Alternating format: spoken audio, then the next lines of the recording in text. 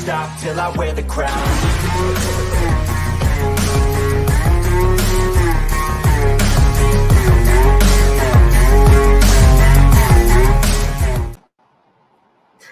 We're live. Yeah. Dude. Yeah. That's a dope intro, DJ. Thank you. Tonight will be the night that I will fall for you. For That's you. a super emo. All right, man. The first infamous smoke show, the very first official infamous smoke show. Hey. That is tight. Round of applause. Man. Oh, that's cool. Like now that I figured this out, clicking on the eyeball in the top left corner for when you're hosting, you can see like from who's streaming the number of people that are in that chat. So that's very cool. Very cool. But thank you everybody for joining the first official infamous smoke show. And there's really no difference from before. We're just it's just the different platform. Exact. The platform's a little bit more legitimate. And all thanks to DJ. He did all the work, he did all the artwork, and he's great at what he does. Yep. Yeah, it's like, a sushi cigar or like a candy cigar, like a candy corn cigar. It's all the same. It's kind of got that. That's right. All right. So what's everybody here smoking tonight? Oh crap! Hey, shitty me. Forgot about the comments immediately. Sorry, people. It's like we did this for the chat. Yeah. Yes. Yeah. What's up, Cristobal? Yeah, everybody go through what you're smoking. Yeah. The boys. What up, I'm gonna let everybody choose. I got a choice on my hands. I got the Agape, or I have the Bosphorus that DJ sent me. Ah, okay. I would say the Agape though. I mean, shouts out to DJ though, but I would do the Agape. Is that one of the little ones? Yeah, it's the little guy. Yeah. The little guy's fun. He's a little spicy. Yeah, I had one last today, night. man. I had one last night. Yeah. I'm gonna go Bosphorus then, boys. All right. Yeah, I'm curious about the Bosphorus. What do you think about it? Because that looks like the new Habano 2001. Yeah, I think it probably is. Yeah. 4x50. Yeah. That was the first Bosphorus I ever tried, and y'all described it, and then I lit it up, and it was so much different. Show him that Gurkha, bro. Yeah, show it This off. is what I'm smoking tonight. That is funny, bro. Show me that Gurkha. This thing is huge. It's like 7.5 inches. It's a big Solomon. Thank you, Sanj. If you're watching this or watch this on replay, thank you. I'm looking forward to seeing how the hell it is being 23 years old. He'll be here. Crazy, man. He'll pop up for sure. He'll pop up. I'm super He curious. usually pops up. Yeah. Oh damn. I kind of saw that this was hanging out right next to EKB stash, and we're sitting at like 75 right now, boys. Oh damn. Yeah. Dude, those things a little bit moist, man. Those things struggle with the burn line as it is, man. So that's gonna suck. Well, Sorry. we'll see if dry boxing's a thing. Man, I was gonna smoke a Gurkha in solidarity with a Matt, but mine was way too wet. I forgot to let stuff out for this week, so I'm going with the Flint Knoll by Macanudo. Oh yeah. Wait for it. There it is. There we go. Got it. There we go. What's up, everybody in the chat? What's going on? I'm gonna do. Oh, we got I'm Lampert. gonna try this again, man. Yeah, with the Don Patron. So I'm gonna Beautiful.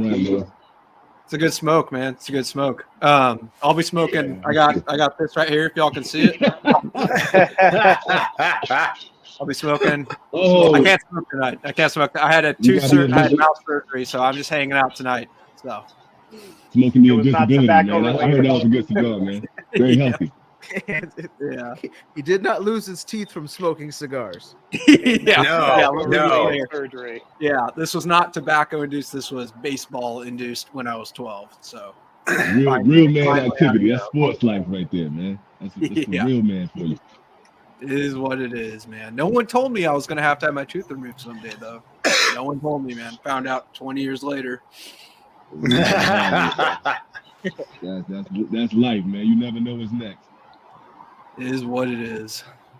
Oh. That chat popping off, man. Look at everybody. Yeah, what's up, everyone? It's going. It's going.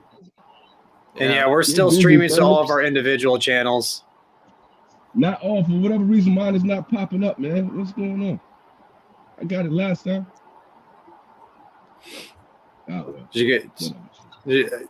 It's I think it's the option to stream to it's on. You just gotta tie it together. You gotta You gotta link it like it. Yeah, we're on anyways. It's all good. Yeah, it don't matter. Nobody cares about my channel anyway. We be all right. We care about your channel, dude. I know you do. Yeah. I'm not talking about you. Damn. Gosh. Holy shnikes. Matt, you're in for it tonight, man. Oh yeah, I know. I I want- healthy dose of comments, bro. I actually want to light up this Gurkha, and I can't because there's so many comments. El pulpo. I know. Did you Did you inhale? watch your own short? No. That Poopo got me.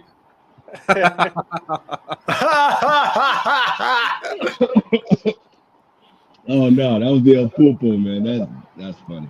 That will never be funny. Hey, I want to go on an apology tour, man. While we just getting started, man. You know, and the chat's going on. I gotta apologize to EP Carrillo and the Allegiance, man. I was too hard on that cigar, man. I was too hard on that cigar. Nah. I really was, man. I smoked it again. I gave it another chance, and it wasn't a D minus. It was a C minus, and like There you it was, Hey, that's it was passing. much better. It's a passing grade on that cigar, man. It's a I passing tried it grade. again. They got a passing grade. It's still on the worst of 2023 list because it had to be too young. But damn near a year. The Churchill that I smoked was nice. You know, the Churchill Yeah. format. It was just a smaller one that I, when it first came out, I didn't like. And so this one was for the boost though. I tried it again, and I got the little cinnamon, I got the nutmeg, and I was like, okay. But once you get about halfway through, it's like all the flavor takes a dump. But it was just like, it wasn't just like this astringent, super arid, paper bag of a cigar. I was like, okay. It was better. I'm sorry. I want to go on an apology tour for that, man. And DJ, do you want to kind of explain the method behind the madness as to why we're doing this, the channel, to kind of just congeal all the channels into one, consolidate To make fat stacks, bro. Yeah, clearly. So it's the reason we're still streaming to all of our own personal channels for now is to make sure that awareness is spread that we have another channel instead of just jumping straight into that one. However, it's also to cast the biggest net possible. I mean, if we didn't post on Matt's channel as well, that's like 18,000 people that wouldn't get notified that we're live right now. So kind of a missed opportunity right there. Cash App link in the bio. Just kidding. It's funny though. Dude, EP put out some young cigars this year, man, between the Allegiance and when they originally redid the Bosphorus, man. Because I liked the new Bosphorus under EP. I liked it a lot better when it had some rest. Like, I actually really enjoyed the Habano 2000 later. But I don't know what the deal was with them and young cigars this year. What size of the Allegiance did you have, Keelan? The one that you liked or liked more? It was the Robusto, but that thing had been sitting ever since I first got the first two. Like, because the first one was the Toro, and the second one was the Robusto. And that first time around, it was just like, ugh, and it was too young, like John was saying. And I think they were just trying to rush it to production. They were trying to rush it so it had time to get the reviews, get out for CA and all that kind of stuff, so it could get the attention that was needed. but it wasn't ready, man. And even when Yeah. it was ready, it still wasn't like, it wasn't elite. It did still, to me, it doesn't fit with the rest of the trilogy, the original trilogy. It doesn't fit with that to me. But I understand why he was doing it now. It's a different profile. It's lighter, it's smoother, but it's just like, it just wasn't enough. Yeah. All of that. Because I've only had one, the one that I reviewed, the one that I was, not impressed by at all. So I need to light up another one because I have that one that Mike liked, the big one. So maybe I'll try that bigger Vitola next. Gotta try it again, man. I wanted to give a guy a break. Like I wanted to see, like, make sure that I wasn't just losing my shit, man. And I was just like, I really didn't like it that first time. And it was mid, but it was solid. It wasn't enough for me to like just take a dump on it. Yeah. Not me. We're at like what 40 something right now. Yeah, I'm still I'm about 42, man. It's still cold. Oh yeah, you're outside. Yeah. I am inside. It is nice in here. I need to get an air purifier, man, because when I did it in the garage, it smelled like smoke for like 2 weeks. So. Oh yeah, it helps. I mean, it'll still, Yeah. Even with the rabbit air, it takes a couple of days. Yeah. Rabbit air. Depends on the size my too. boy over here. Like on a 3-car garage like mine, one side will be great and the other side will not. Yeah, you gotta like move it. Yeah, for sure. That makes sense. Get that circulation moving. Yeah. Cigar. I see Cigar Head Fred. Fred's in the house. What's up, Fred? Fred, what up? Fred? What's going on, Fred? I'll make it down to you, I promise. No, I don't have any experience infusing cigars. By accident, maybe. I leave it to the pros. Yeah, by accident, baby. By accident. I've had about 20 spring rolls sitting inside of my infused and flavored cigar box. None of them have changed flavors. So I don't know how well that whole thing actually holds up. They smell a little different, but they taste exactly the same. It may require actually doing it during fermentation stages. Yeah. To be honest, in order to get the oils to interact, because it's like trying to infuse alcohol, right? Like if you do it at a certain point post, it would require something different. Yeah. Because I was always told don't keep them in the same box, and I've even made a video saying, "Hey, don't do this." And now that I've done it for like a year plus, it didn't do shit. It just smells different. The only issue I had with that was what is that brand out of Chicago? I think it's like Ralph's or something, where they do like these cognac cigars. It's like all these like liquor infused cigars and whatnot. Those things are so potent, man. And they really will take over your humidor. I've never seen cigars like that were that freaking strong. I mean, even when they're in another plastic bag, like everything smells like bourbon or potpourri, cognac, or whatever. They are prominent, man. Those Stillwells stink, man. They'll get into everything. In the last NeedOne humidor tour, the one that I sent you guys today in our group chat, where the guy was like, "You need to take out the bags." That one. That whole entire humidor just like eminent. It just reeks of fresh cedar, Spanish cedar. And I noticed, a lot of the cigars when I would pull them out of there, because I have a dry box shelf in there, they would be a little bit more cedar forward, I guess you could say, on the cold draw. But once I light them up, that's it. So it does interact a little bit with certain things, but I feel like once you start lighting the cigar, the blend goes back to what it takes over. Yeah. Heard that. Sense. Anybody got answer Ezra Zion question? DJ, you got any thoughts? You guys have a opinion on Ezra Zion brand?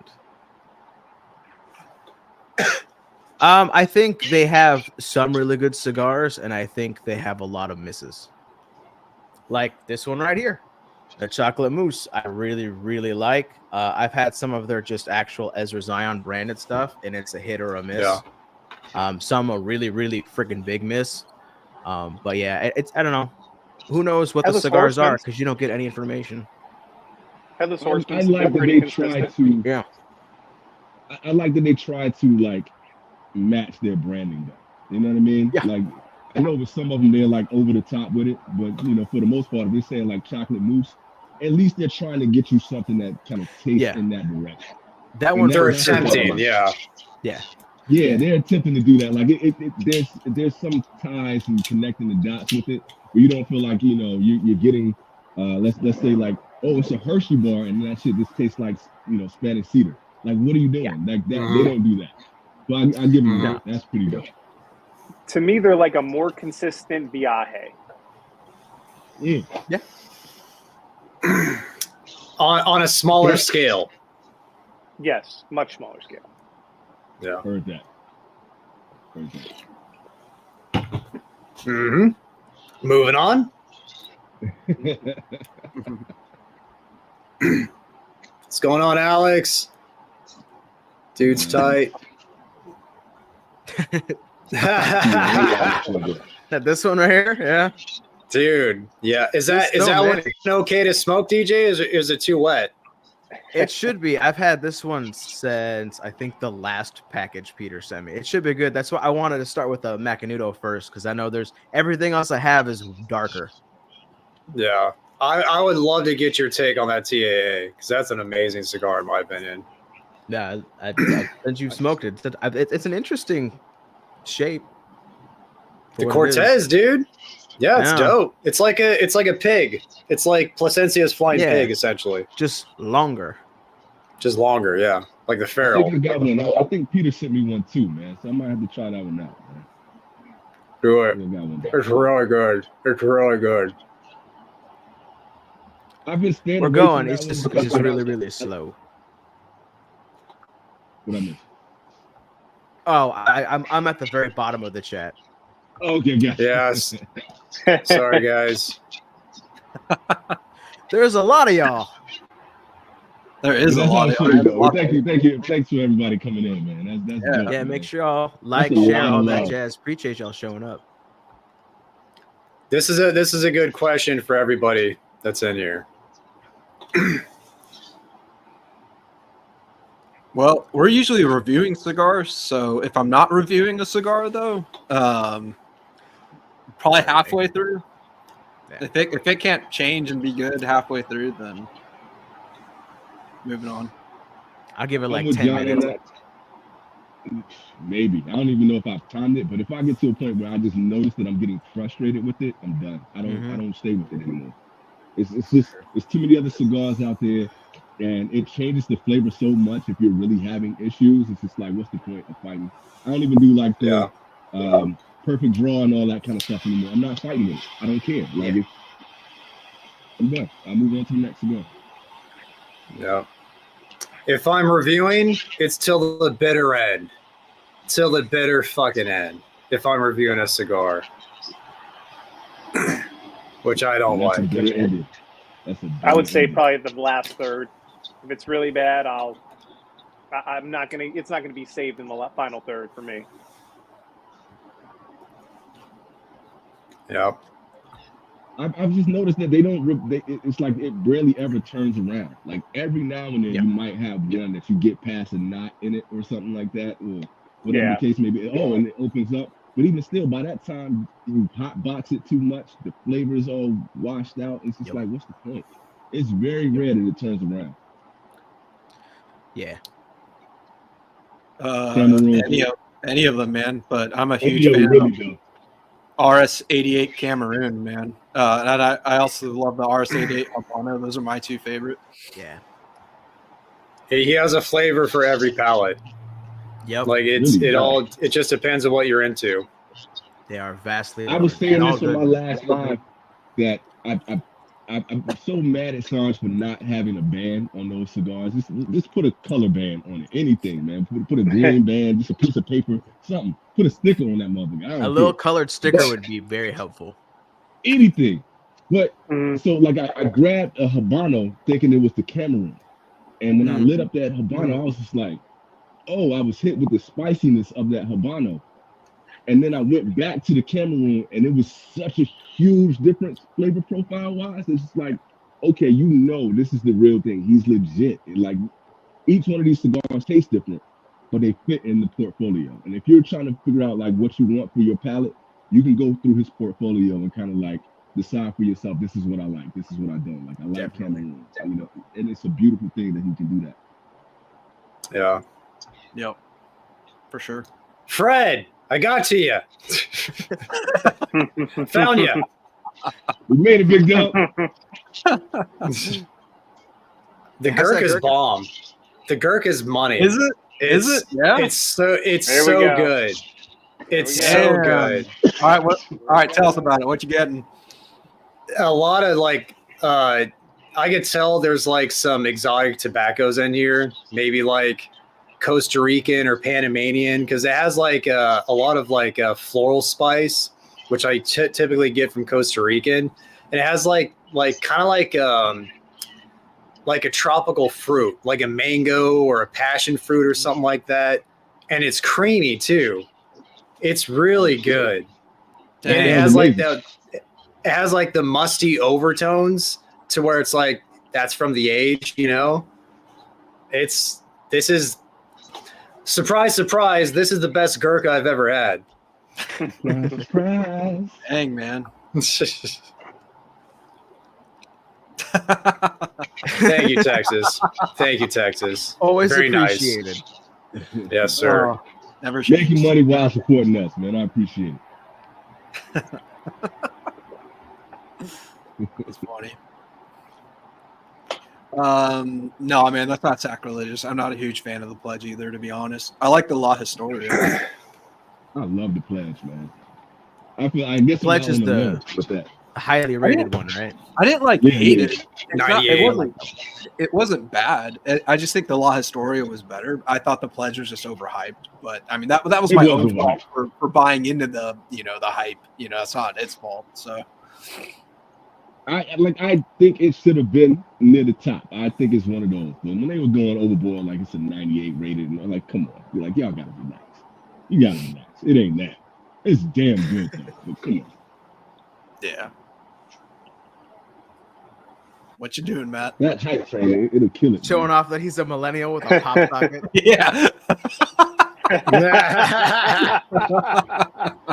Hey, Hey, man. Hey, DJ, that was so funny, bro. He's shooting It's his my short. wife. It's my wife on here, dude. My wife and my dog right over her shoulder. You see what he did? You see he put his family on it, so we really couldn't hate on him and talk junk. Yeah, right. Exactly. Yeah. You can't say that. You know we It's can't my talk wife. about the wife and the dog. Yeah, man, come on, man. That's cool. Do you and Fred have a thing going with the Mortal Coil DJ, or what's I hated the it when I background on reviewed that? it. I got one in the humidor. I forgot to set anything out for this live. So today I was scrambling through just squeezing stuff, and that's one of the one that's too wet. And that's definitely one of those cigars where, like, if it gets wet, it takes some time, man. That thing absorbs moisture, man. Yeah, that's what everyone said when I reviewed it. They're like, "You got a dry box." I'm like, okay, my bad. That's the real I deal. picked up the That's cigar and I not lit it on fire. I don't know anything about Micah's question. The shall not be named SNBN. No. Never heard of it. I think I've heard of it, but I don't know anything about it. I don't know anything about it. I think I'm in the same boat too. So it's just like I don't follow like the club enough to know what's going on with that. So honestly, Yeah. I'm sorry. I don't know.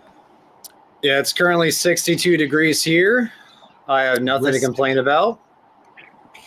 Yeah. Sorry. Siri. It's okay. Dude, there's 96 people on right now, man. 96, man. Thank you. Thank man. you. Yeah. Thank you, everybody. Yeah. If you appreciate could that. hit the like button, especially if you're on the Infamous Smoke Show channel itself, that'll be awesome of you guys to do.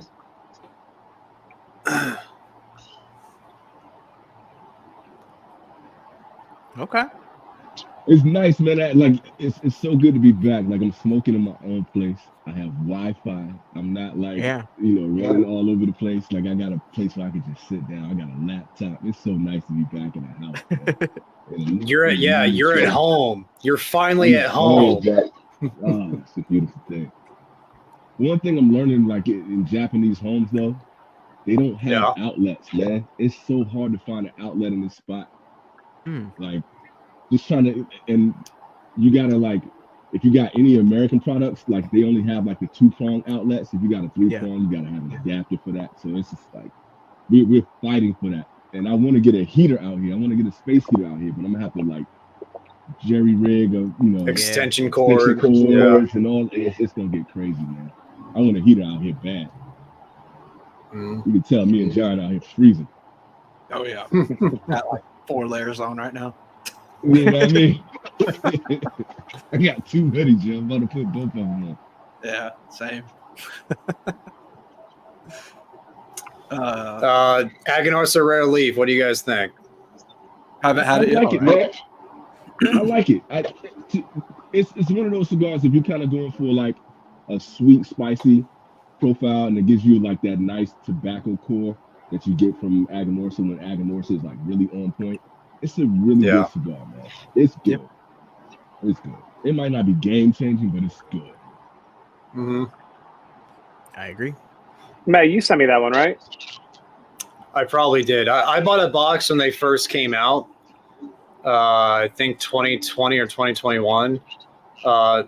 They're good. I remember it being like really dank, like super like strong when they first came out, and also wet, like a lot of taps and stuff, you know.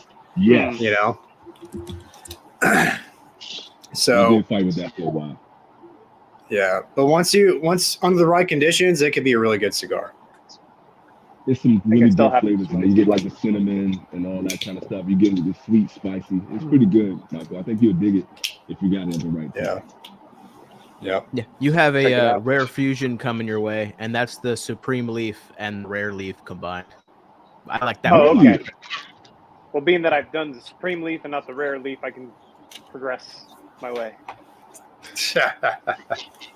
Thank you. Yeah, man. I didn't know that about the Rare Fusion, though, man. Good looking out on that, DJ. I don't know if I got one. I gotta go look. Dude. Fred. All right. Damn.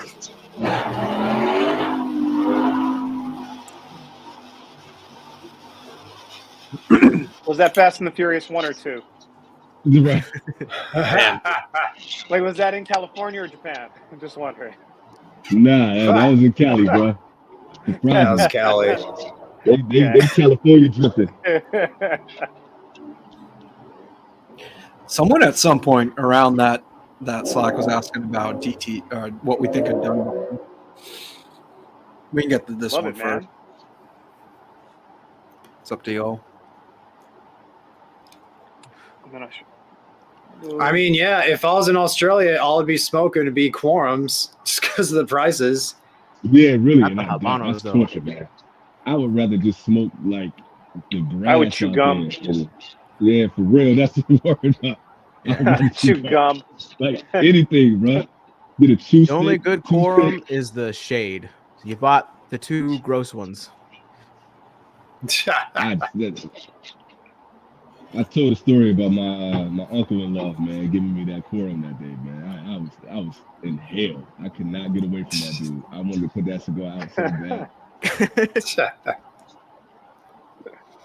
All right. Camacho Corojo. We are almost catching up. Okay, there you go. There you go. Take it away, boys. Take it away.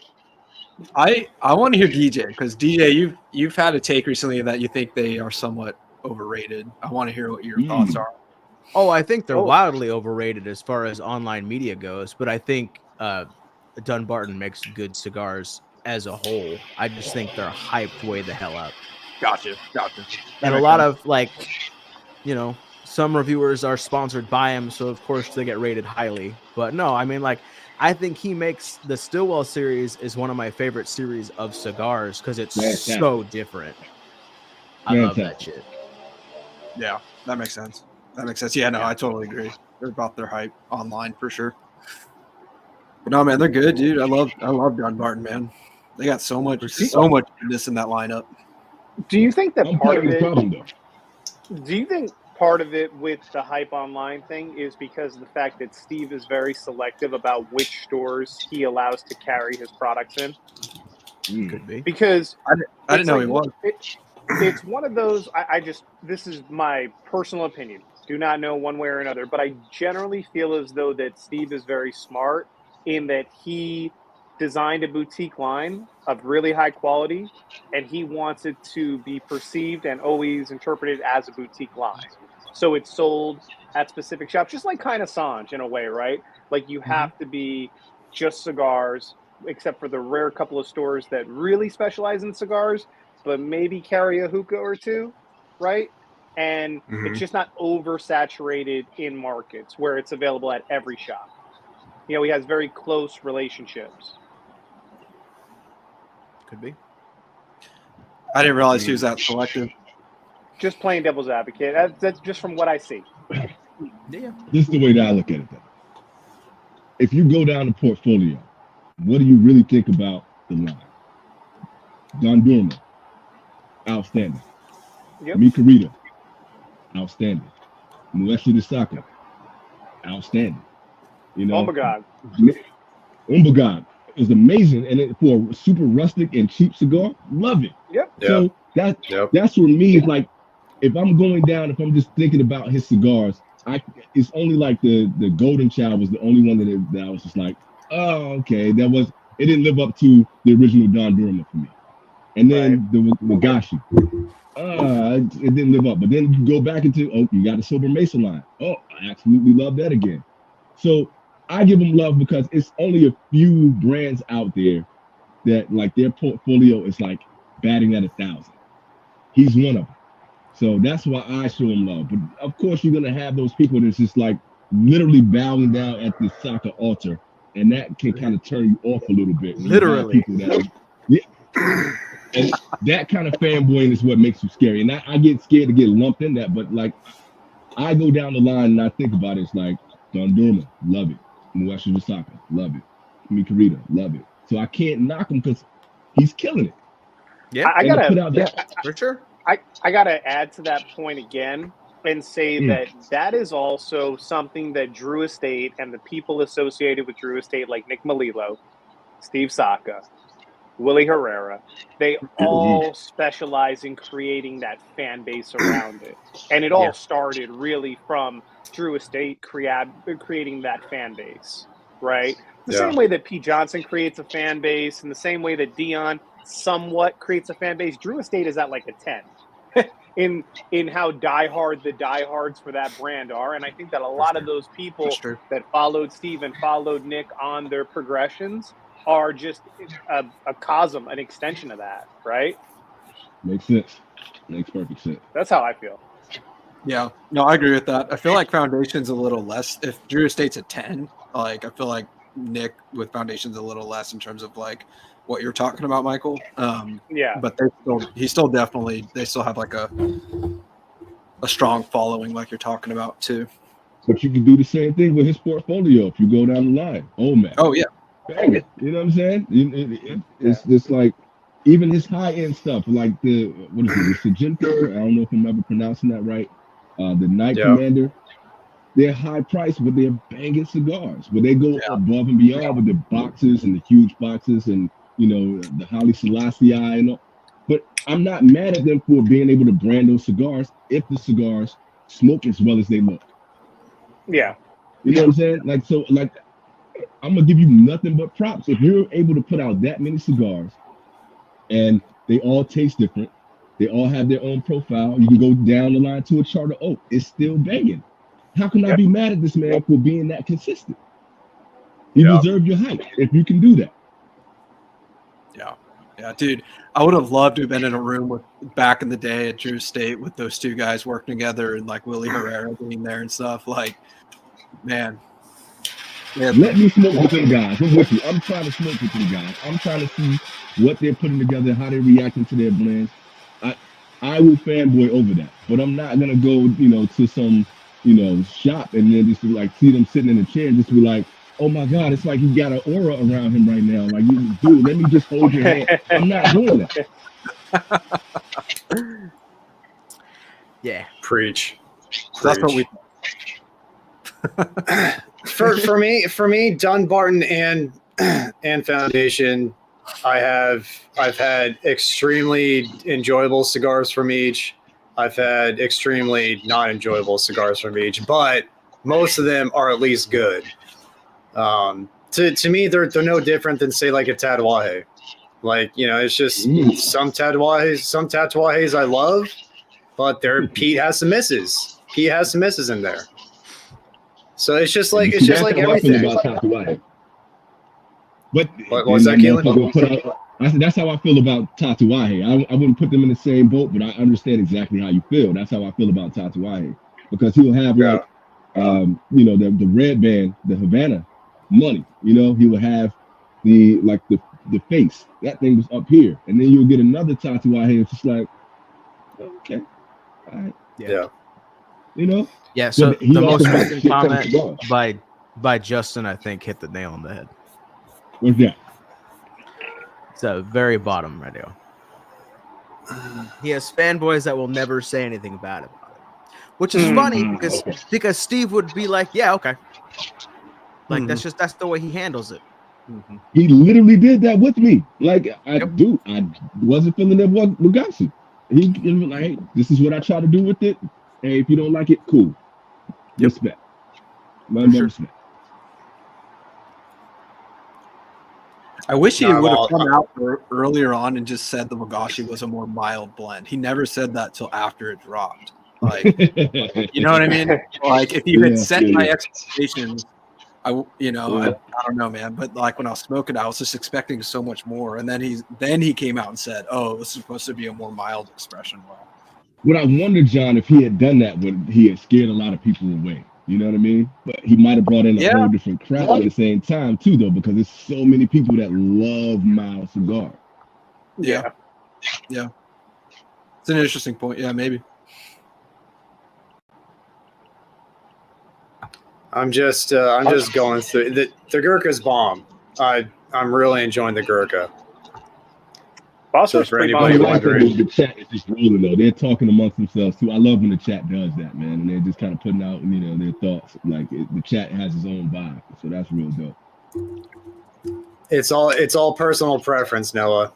All personal preference. Some people don't do it at all. Some people do it every puff. Some people do it every third or fifth puff. It's all personal preference. I will say, Noah, I do it with every cigar just because you're going to get a slightly different profile. When you retrohale, you're going to get some notes that you don't get just directly to your palate. And that is just for you as a new smoker, just to get a feel for what that's like. If you can't retrohale yet, just work your way up to it. If you do it, and it's going to take some time for your sinuses to adjust to it sometimes as well, too. So just don't there's no rush. To be the end all be all to enjoy it. If you enjoy your cigar without a retrohale, don't rush into it. Just enjoy your cigar, bro. It's just like riding a bike, man. And other things. And don't do it in front of Sanj Patel, because he is going to roast you about how you retrohale. It's going to take a long when you time do it in front of Sanj Patel, just put it up here against your lip, and then down here against your lip. Love Sanj. Shout out to Oliva Inferno. I don't know, man. Anybody know that one? I haven't had that, man. No. I don't know about that. Never heard of it. Inferno melt. Way to bring that up, Izzy. Esfumanto. I think, Michael, you really like that one, right? The Sfumanto, yeah, that was nice, man. There haven't been very many crowned heads that I haven't enjoyed. Another one. He keeps coming with them. I'm not mad at him for having a fan base. What up, Reggie? What's going on, dude? Thanks, Coy. I don't know what Texas is talking about. He was referring to you pulling comments like 15 minutes ago. Oh, gosh. Yeah. Leave it closed, man. It's all good. If you're still on, that was like 20 minutes. The tobacco is still going to do what it's going to do, man. So, yeah, you can leave that closed. Yeah, but leave it closed, man. Leave it closed for sure. No reason to open it up. A permagrin. I'm really digging that Gurkha, man. He's a Gurkha fanboy now. Matt, you're gonna get sponsored by him? You know what? Oh, the way good. things are looking, I got a better chance. I got a better chance of getting sponsored by Gurkha than frickin' Drew Estate or Alec Bradley. So, I'm just waiting for Matt to have like a big glowing Gurkha sign, and he's gonna be like down here in the corner. it's pulsating. It's like an alien coming to abduct me. Start the next live. A screen coming across and says, "Let me see that Gurk" every few minutes. Let me see that Gurk. Let me see that Gurk. Let me see that Gurk. What part of Japan? I'm in Sasebo. I'm in the Kyushu area. I'm way down south in Japan now. In Kyushu. So it's near Nagasaki, Fukuoka, all those places really low. So I'm not near Tokyo. I'm not in the major city anymore. You're in the boondocks of Japan. Yeah, man. That's tight, dude. Yeah. You know, hey, you know what? It's not obviously it's not as amazing as the other rooftop, but that's not bad either, dude. I'm not mad. I'm still not mad at it, man. Yeah. So, yeah. I'm happy. Yeah, I know Peter's not enjoying that symmetry. Really? I didn't like the last Symmetry I had. It was very blah. Oh, y'all are crazy. I haven't had a Symmetry in a while, man. I haven't had one in a while. So I love the Symmetry. Love it. It was good the last time I had it too, dude. Yeah. Blame Roger. Blame Roger.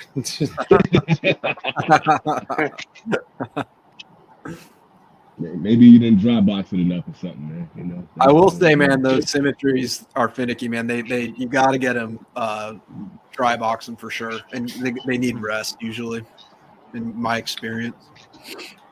I think the last one that I smoked, the one that I reviewed was a Toro, but the one I really do remember liking, and I remember having it a couple of times, was the short Bellicoso.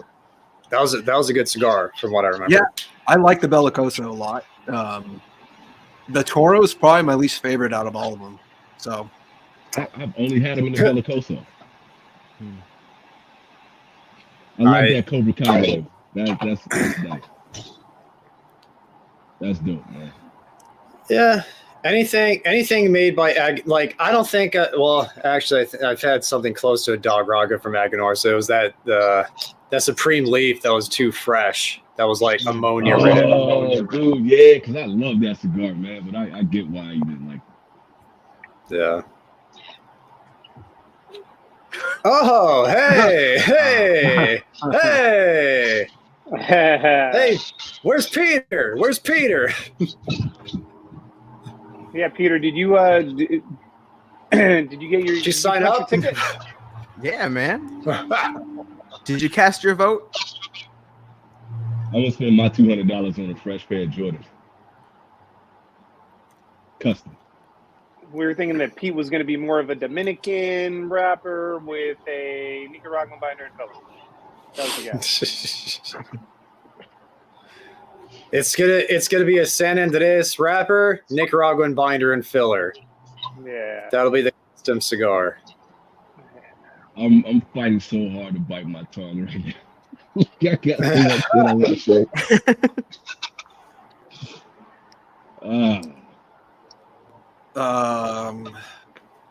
It's a good question. I like butter. Thank you, man. I like butter, and I like if I get like sweet bread. That's probably my favorite.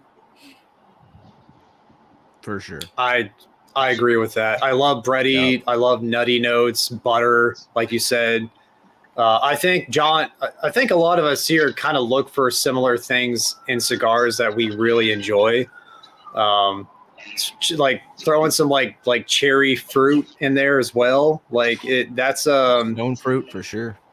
Yeah, stone fruit. A little bit of pepper just to accentuate the profile. A little bit of pepper, and that's the perfect cigar for me. I like the balance with everything y'all just mentioned, but sometimes when you get that chocolate mousse in there, or you get the bitter baker's chocolate, that kind of thing. That's bomb too. Palate, yeah.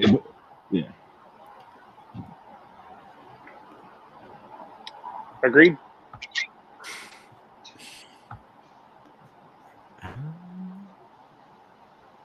This would be a Michael question. A Michael or Keelan question if you guys have tried that. Yeah. That's old, though. Yeah. Yeah, I mean, I can only imagine how good that cigar would be. But I will say that just in general, when it comes to just Cubans in general, if I want something that tastes like a Cuban cigar, I will usually go for a Partagas Series D. Like, that's like one of my go-tos because you get that Cuban twang in there and nothing else is going to taste like that. And it has that nice grassy profile. It has that perfect earth. And you get the cedar notes in it. It's just a phenomenal cigar. That's honestly, it's one of my favorites when it comes to Cuban. I don't know about that, particular LE, but I think that the Series D number 4 is probably because of its shorter kind of stature, a little bit more punchy than the number 2. My fave, man. But it's one of those where that can go pound for pound with the Monty number 2. Slightly different flavor profile, but it's quality wise, definitely it's going to be a different flavor, but very good. When I leave people to Cubans, smoke's good. Yeah, hope so. But when I leave people to Cubans, I'm usually going to bring up the Monty number 2, the Ramona Lonas, and the Partagas Series D. Like, that's just like, if you want to see what Cubans are all about, try those and maybe the Boulevard. But that is definitely up there, man. So I can only imagine for 2003, that has to be fire. Thanks, Micah.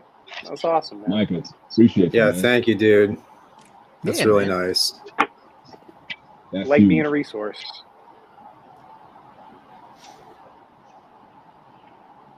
Ah, okay. Doing a little bit of wink and a nod there, David. I see what's going on. Nice. I take back my nicotine gum comment then. Moving on to Oliva from Quorum, not a bad move. Nice. That's a step up right there. I would say that you seriously upgraded your experience and your life. Way to go. All right, so I'm catching up to comments from 15 minutes ago. See how far I can get before I stop again. I'm with you, Charlie. Wait until you get the Carpenters. Kane F. Or the Kane Daytona. Yeah, Kane. You don't hear a lot about Kane, man. Speaking of Oliva, you don't hear a lot about Kane. Yeah. Not these days. Straight Lajero. That's what they're known for. Okay. Oh, really? Right. Okay. Mm-hmm. Good with that. Thanks for stopping by, Justin. Nothing. Appreciate it, sir. Peter made you smoke a Saka con, eh? Cigar Carpenter. How does he make you? That's cyberbullying right there, man. At its best. I mean, it actually kind of makes sense. Just kidding, Pete. I rock with both of them, man. So, like, I really can't say anything wrong about what Sanj or Saka is doing right now. They are on fire. It's the same thing with Sanj, man. It's like, if you're putting out a multitude of cigars and each one of your lines are fire, I can't say anything about you. You're doing something right, man. Yep. Black Starline Rosewood 1923. I've been hearing good things about that cigar too. I haven't. I want to try it, man. Eric takes like a lot of pride in his blending, man. So I'm not mad at that at all. And he's done pretty good so far. But that one I haven't had a chance to have. I do want to see about it. And I'm glad he's getting his props tonight. So that's what's up. Yeah.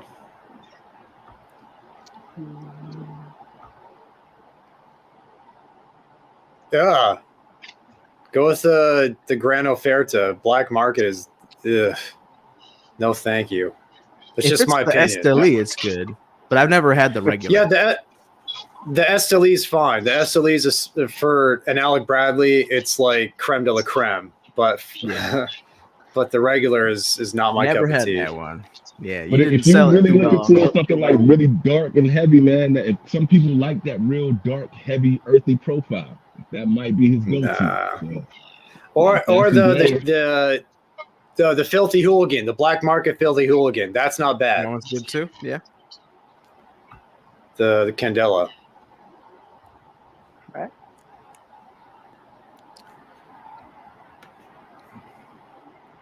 Heard that. Garcia is dope. That's one of DJ's favorites. It's a really good cigar, but I know DJ loves that cigar.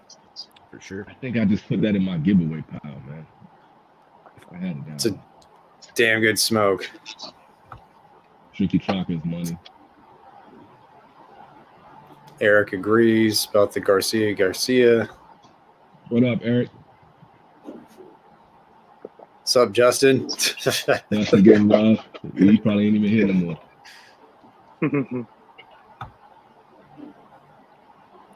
How far back are we? Should I just fast travel to the future? Should I just like Skyrim fast travel to the future? I mean, I'd go to the ones that are actual questions. Yeah. All right, I'll look for question marks. A lot of it's Roger and Pete fighting. I'm just playing. Okay.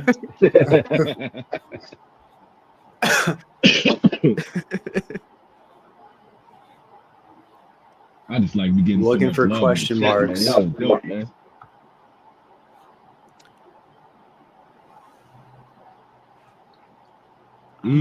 That's a good one. It's a good cigar, but probably not. I don't like deserve it. Or a fiduciary responsibility. Yeah, right. Really, because I don't know. See, and this is one of those again that like I wonder if my expectations were set too high, because at the time I believed in, CA and what they were putting out there before I really kind of like started really paying attention to detail, like what was going on with that mag. But when I tried a cigar, I was like, this is number one? Really? And so I went back to it again. I tried it again. I was just like, it just doesn't hit for me, man. It's just dirt. It tastes like earth to me. And that's all I really get from that cigar. And I couldn't, I've tried that cigar multiple times. This is not one of those that I smoked once or twice and then just like, I'm not really feeling it. I kept trying and I just never was able to connect with that cigar. And when it comes to Alec Bradley, that's usually like what I was getting from them. It almost turned me off from like Honduran tobacco in general. I just wasn't feeling it until the Kintsugi. So, and even like, I know I dig the Magic Toast more than most people, but it wasn't enough to just really like turn me all the way around. The Kintsugi was like, maybe I can shoot them a little bit of bail, but that Prensado just never worked for me. Yeah, I do have to say because the Kintsugi got, I think, 25 last year in 2022's list. I mean, that it probably deserved better than 2020 than 25 on that list, but at least they acknowledged that was a really good cigar. Mm-hmm. But I just think those guys that are judging those cigars in general, they like those old My Father super dank, leathery, earthy, heavier cigars. They're kind of stuck in that realm. The Kintsugi is going a complete left with those creamy notes, with the spices in there. Like, it's completely different from that. Their palate just probably isn't ready for that. Yeah. I think DJ has the most experience with PDMs out of any of us here. Mm-hmm. The Maduro is pretty good. I think the Corojo is the best in the line. It's the most diverse and has the most flavors. But I also really like Corojo, so it's like I do too, and I kind of agree with you on that one, DJ. I like them. It's not like a go-to for me, but like if I see it in the humidor, if I get one, I'm not mad at all. Yeah, I enjoy it. Yeah. The Dark Corojo, Antonio Dark Corojo. Love it. Love it. You haven't had that one? All right, I'm making a note. Yeah, I have some from probably like 2017 with the old bands on them. I'll definitely. I just sent you a fucking bomb, but next one I'll have it in there, or Michael will hook you up. Either way, either way, I'm good, man. I actually I'm not gonna say no. I'm just gonna send you like 10 of them. Yeah, I hope you get them, man, because like I just like JDN in general, and I like Corojo, and it's rare that you get like the Dark Corojo. I would love to see what you think about that one, people. For sure. I like it. It's a nice one. All right. Let's do this. I don't even think that I've done a review of it on my channel. read the comment, EKB.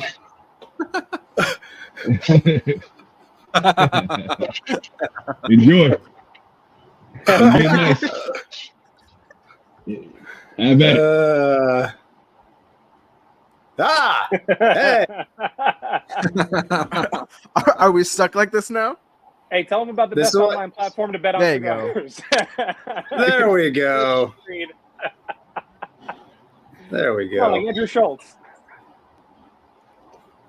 Oh, here's another one for Keelan. Let me get you back up there. Just kidding. Yeah, sounds about right. Yeah, sounds about right. And something. No, I don't think it's the hydration. There we go. It's just the cigar. That's what you get. I know, remember getting so much fucking trouble, but yeah, hey man, it is what it is, man. For 75% RH, the Bosphorus held on really nicely today. It's burning. Yeah. Yeah. That's what's up. This question. Oh, here we go. Yeah. that sounds about That's a good one. Yeah. Hey, it works. It works for him. He has cigars in his basement. Like, this has been in his basement for 20 plus years, and it's smoking great. Like, I mean, it is what it is. Like, it works for him. He doesn't humidify his cigars in his basement. They are temperature controlled.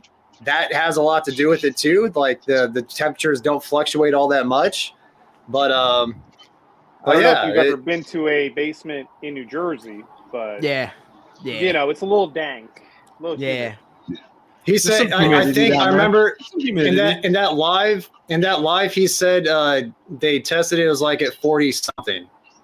Yeah. In the basement. Humidity. Yeah. I know Sarge will call me all the motherfuckers. I love the dude, man, but I've had to fight with a couple of those cigars because of the humidity. It can affect his cigars. His cigars smoke great. They taste amazing. But maybe when he has his setup that he doesn't have to worry about humidity. Here I do. And I'm very careful with his cigars because of that. But I do, and I cherish those cigars. They're like, I have my favorites, and he's in my group of favorites. For the humidity match. And he can call me motherfucker all day.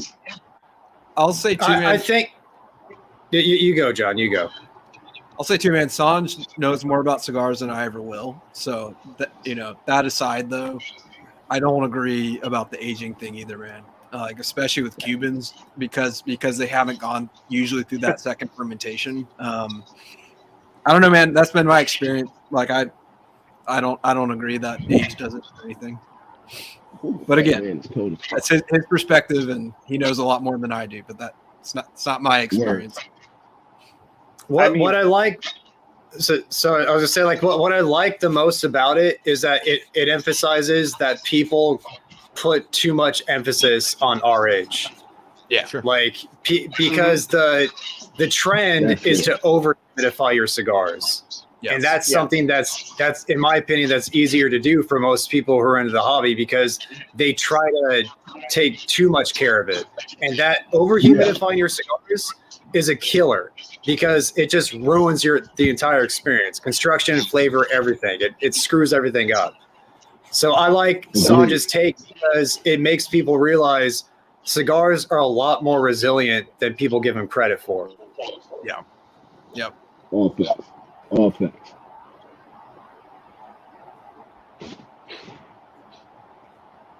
Thanks, Mark. Man. Appreciate it. Yeah, currently at 93 viewers. That's dope. That's clean, man. We just want to show all of y'all love and thank y'all for all the support, man. We couldn't talk cigars like this without y'all. I mean, we do behind the scenes, but not publicly. You know what I mean? Yeah. Mm-hmm. Yeah, we got 30 people watching on the Infamous Smoke Show channel too. That's pretty dope. Badass. That's sure. Apostate. I haven't had enough to really comment on this. Haven't had one. I can't. Had enough. You haven't had any? Okay. I haven't had any. Yeah. Honestly, yeah. You want me to send you a wish list? Just toss it over. Yeah. Hey. Shoot. I mean, like, it's important for me to get this out to you, though, because of the fact that, I mean, I met with them last year at TPE and PCA. So this is stuff that's good to jog my memory because they need to get into all your guys' hands. Yeah. And it's one of those, like, the people who smoke Apostate that I've seen have been highly favorable of Apostate and what they're doing with their cigars. So the feedback is good from just, the grassroots level. It's just, I'm not getting them out here. It's just like I don't have access to them like that. Bro, and if he was like, hey, I haven't smoked the timeless toast across America, I'd be like, all right, well, that sucks. Yeah. I don't need to send that to you. Yeah, you good. And it's they make all their cigars are from Tabacalera Palma, which is La Galera. They make really good cigars, La Galera's on fire, dude. I really wish La Galera was getting a lot more props, man. They get busy, man. Yeah. All right. Okay. I got to get back to the question comments. Let's focus on those. We're almost there. No, if you're at 60%, you're good to go. No, that's money. That's good money, J-Rod. Yeah, that's in the Goldilocks zone. Yeah, I was gonna say that's the happy zone right there. I agree with Matt on that. Yep. 2 to 3. 4 to 7. Mm-hmm. It fluctuates a lot for me. I can go like 1 or 2, and then I might have a day where I smoke 2 or 3. So it fluctuates for me. It just depends on the time. I might go 2 days without having a cigar, 2 or 3 days without having a cigar. So. Yeah, I'm with John. Like 2 to 3 on average. All right, you guys ready to give Oliva some love? What we got? Yeah. Oh yeah. Great. Enjoy it. These two up here definitely without got sarcasm. Right.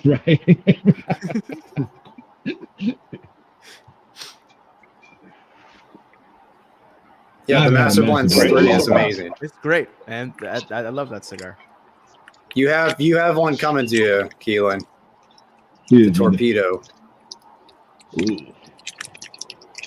That's a bunch. All right. I got the torpedo coming my way. I leave him in there. You too. Let's leave him in. Just degaff. Just they came in. If for like storing purposes, if you like want to, not have it like kind of around. If you don't want a tubo around cigars, potentially add a cellophane that could like bump into it and rip other cigars up. That'll be the only reason why I'd take it out of the tubo. The only reason. Great. It's already protected. Usually they got a cedar lining or something in there too. So that cigar's usually good to go. True. I don't know. We'll see. I think tomorrow's a busy day, so we'll see if I have time to smoke and watch the game. But yeah, we'll see. I'll find something. God damn. Cold? No, man. My Warriors are losing by 1 point again, man. And they're about to get beat by the Lakers, man. I fucking hate it. Oh yeah, we got to That's talk about torture the Tristan Thompson getting caught using SARMs thing. What did he get caught with? You see that? I only saw the headline of that. I didn't even read into it, man. But I'm not shocked. So he had 2 compounds. I believe that one was a steroid and then the other one was SARMs, which is designed to mimic steroids. But yeah, he got suspended like 25 games. Yep. Damn. That's the headline. My big you probably got question it from LeBron too. Oh yeah, 100%. It's got to be like a league thing, because even George Carlin was like, talking about that in his book and stuff about the PEDs in basketball. Not George Carlin, but George Carl. George Carl. Yeah. George Carl. Yeah. Dude, it's still so easy for these guys to get by these tests, man. In the mainstream sports, like. It's so easy for these guys 100%. To get. And I mean, you got some designer like that. Yeah, and you got cats like Tristan, man. That's like he was out of the league for a minute, and he's getting older. He's huge on top of that. So in order for him to keep up with these young cats, man, I'm not even shocked at all that he did that. And everybody's like, you know, I hate to sound like the hater dude, but like everybody's talking about like, oh, LeBron, how is he going 20 years and he's 38 years old? How is he still able to jump? That is how. That's how he's able to still, you know, move the way he does and jump the way he does. It's in there and it's in the league. It's not as prominent as MMA. It's not as prominent as football, but it's out there. And this cats that's hyping and juicing themselves. I think it would be surprising, bro. Like, to be honest, I mean, Lance Armstrong never failed a drug test. Right. You know? Right. So, yeah, I think if you're at that professional level where we're talking millions, like, it's part of the program. And you're trying to compete with some of these like natural athletes, you know what I'm saying? Like, and when you got you see these guys that, and you see these guys that never get hurt, but then you see these guys over here that is just like they old as hell and they don't get hurt at all. And you know, you got somebody like Anthony Davis that's like, you know, that if he falls down the wrong way, he's gonna get injured. You can see the difference, man. Or like certain guys, they'll roll an ankle and then they'll come right back on the court. Like, how are they doing that? They're juiced, dude. And it's out there. I don't think it's everybody, but it's out there, man. You just gotta, you know, he just got caught. He wasn't able to spend millions of dollars on his body every year in order to, you know, stay healthy like certain other people. I even think Kobe was doing it. When Kobe came back and Kobe's body showed, you know what I mean? Like it's there. Question number 9, huh? I think Keelan has a list for this. Yeah, man, thank you for the plug. Let's talk about the vintage cigar. But I think it's worth, you know, checking that out, man, just to kind of get those floral notes. I love Cuesta Rey. I think those are just really good cigars. And like you said, man, underrated. Check out that top 10. I think it'll help you out, and just to save you a lot of time from, you know, us trying to like think through off the top of the head what cigars give you those floral notes. Hopefully that's what that episode was for. I did that because I love floral notes in cigars too, and it's one of those that if you dig that, I think that episode will help you out, bro. Yeah.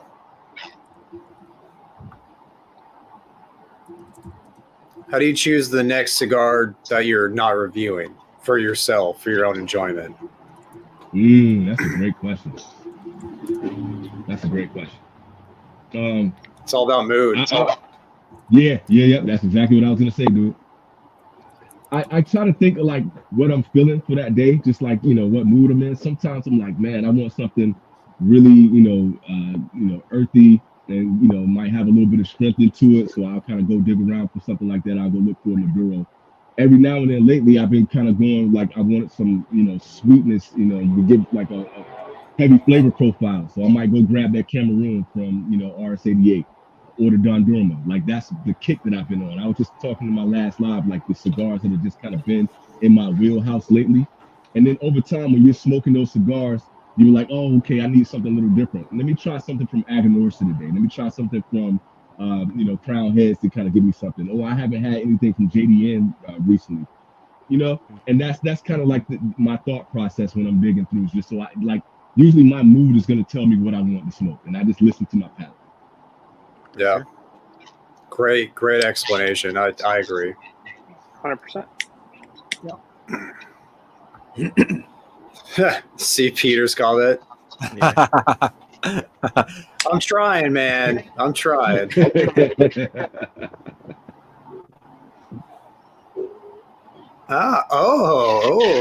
this. I won't put you up on the screen by yourself, Keelan. Well, you can do that. Hey, man, you know, it is what it is. I'm waiting for this dude to like pop up in Japan on some like, you know, Peter Griffin and a chicken, and just like you're just gonna have a knockdown, drag out fight in the streets. I'm actually going to.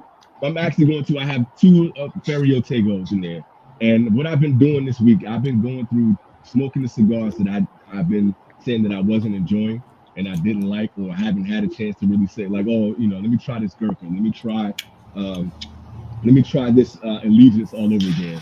And I'm gonna light up this week. I'm gonna light up that Ferio Tego to try to give him a chance again. I did the same thing with all the Cardwells before I got into this area. I've just been trying cigars that I haven't liked before to see if I'm just tripping or if I really don't like the cigar. So I'm gonna give this dude another chance. But every time I've had that cigar, it has let me down. And it just is what it is. And I think he really tries to overhype his cigars. I think he knows that his cigars aren't that bad. And he's just trying to oversell it to us. But I'm going to give him another chance, man. Yeah, I think I've only had 2. One was okay, and the other one burnt my entire mouth. So I got more to try, but that's what it was. One was all right, and one was like I swished bleach in my mouth. So, you know, it's what it is. I've had the one y'all haven't had, I think, the Panamericana, and that one actually was pretty good. And for most people, I hear that they like it, but that's the only one I've had. So, yeah. I had a buddy of mine. We smoked at a shop recently, and I gave him the Elegancia, and he's a newer smoker, and he just shoved my torch flame right into it, just burned the daylights out of it, and then so I didn't get a good read on That's it. in Connecticut. Yeah. So and like a thing also about Ferio Tego is like the branding does not compel me. Like I know like like bands shouldn't matter. Bands like overall shouldn't matter, but across the board, the design of Ferio Tego's, just the way that they look, just they don't look that enticing, you know? Yeah. Hey, at least in this case, like his banding matches his cigars. So that kind of works out. That doesn't work for everybody.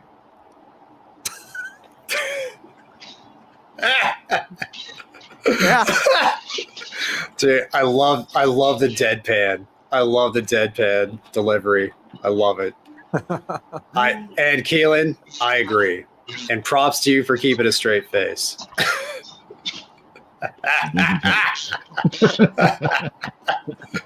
So Cigar Carpenter just commented. He said Peter offered that the moderator thing like 25 minutes ago. Yeah, it was a bit. we're a bit behind. Just a tad. Tonight. That means they're active, which is good. That's true. I got apple juice, grapefruit juice, and I cut it with some water. Give me a little bit of acid to go with my cigars, man. Keep it simple. I'm drinking I just got coffee. Orchard, and it's delicious. Nice, dude. I could really good with cigar. Damn, that's amazing. That really goes well. But yeah, man, I really dig those apple orchards, man. Especially the green apple ones too. Those things are fire, bro. Yeah, it's tasty. Oh, okay, that's a good question, Adam. Anybody else want to start? I started smoking in 2007. I was pretty serious for about 5 years.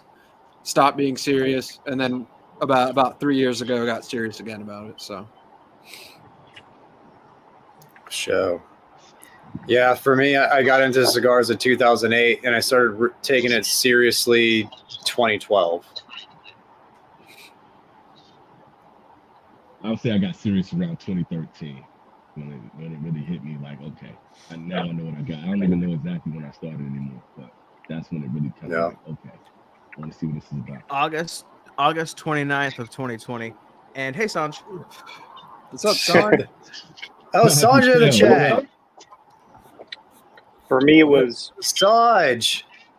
What's going on, man? The end of 2023 when I was serious by the beginning of 2024. A couple of breaks in between there, like a couple of years in 2008, I stopped for a little bit, probably like a year or two. And then 2014 to 2016 is a little hazy. That's why I wasn't there for the Aganorsa hype train and a couple of other brands that kind of had their rise at that point. But they for were the really most part, doing that time. yeah. But I came in unbiased, which is cool. Oh, and just to let Sanj know, if you didn't chime in earlier, Sanj, this is the Gurkha, the Solomon that you sent over, and it's money. It's very unique, and you just like taste the age on it, the musty characteristic. It's very good. So thank you, Sanj. And it's a huge cigar. Let's see if he responds. I'm gonna keep hyping this up until he does it, man. Put a sticker on it, something green, red, something. I want to know when I'm smoking a Cameroon over a Habano, and vice versa. You just said enjoy. Oh, we tied the game. We tied, fellas. 118. We're going into OT, baby. Warriors. Nice. There you go. Someone asked us what the worst cigar we've ever had is. If anyone wants to cover that Just beat that dead horse the whole show. Oh, man. Oh. It's not, though. It's not. It was actually... I'm sorry. I had to do it. Damn, that's a tough one, man. The last SAR is up there. Honestly, the Ferry Ortega was in that running. The Gurkha, I had a Gurkha. It was a Grand Reserve or some shit like that. That was absolutely horrible. Have a nice day. Have a great day. Whatever that cigar was, that shit was absolutely terrible. I got one. I like this brand overall, but the Christoph Connecticut that I had was awful. I don't know if I just got a bad one, but it was awful, like unsmokable. I didn't know that they made a Connecticut. I had no idea they made a Connecticut.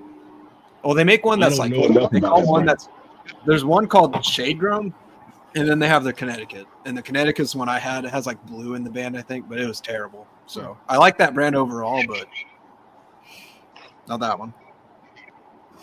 Oh, that quarrel I had with my uncle-in-law, man. That shit was, God, that junk. Terrible. Absolute junk, man. It tastes like bitter dirt. It was For me, I'd probably say there's a brand back when we did Cigar Memoir, just the written review website that I was a part of. A brand sent in their cigars for us to review, and they were called Felix Aceline.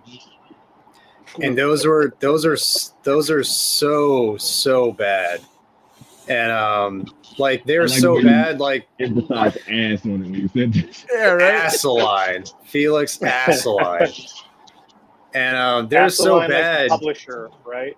Like the French, like publisher. I don't know. I'll whatever. But they were not good, and we messaged the guy back and said we're not, like, they were so awful, and like at the time we're new, like very new, and we just said we're not gonna post these reviews because we're just gonna trash your cigars. Now if that were the case, I'd probably post a review.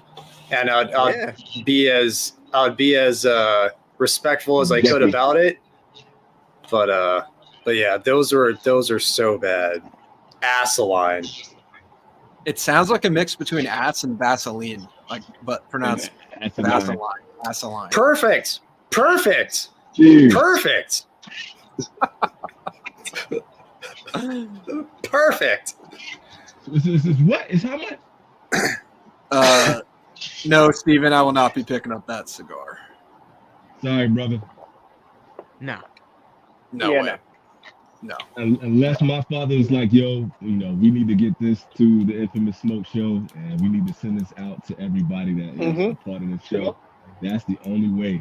Because not gonna be able to do it. Fuck yeah. I realize my personal cutoff is 65. So if I can get that cigar on sale somewhere, I'd consider it. Per cigar or for one cigar? for one cigar. Okay. For one cigar. That's my personal cutoff, because the one cigar that I bought, what that was that much was that Etafal, the Plasencia Etafal. And soon after that Mirafell came out, that was like $89 or $90 a stick. And like that's when I was like, just, you know, inherently I just said to myself, I'm not doing that. That's just too much. So 65 is my cutoff.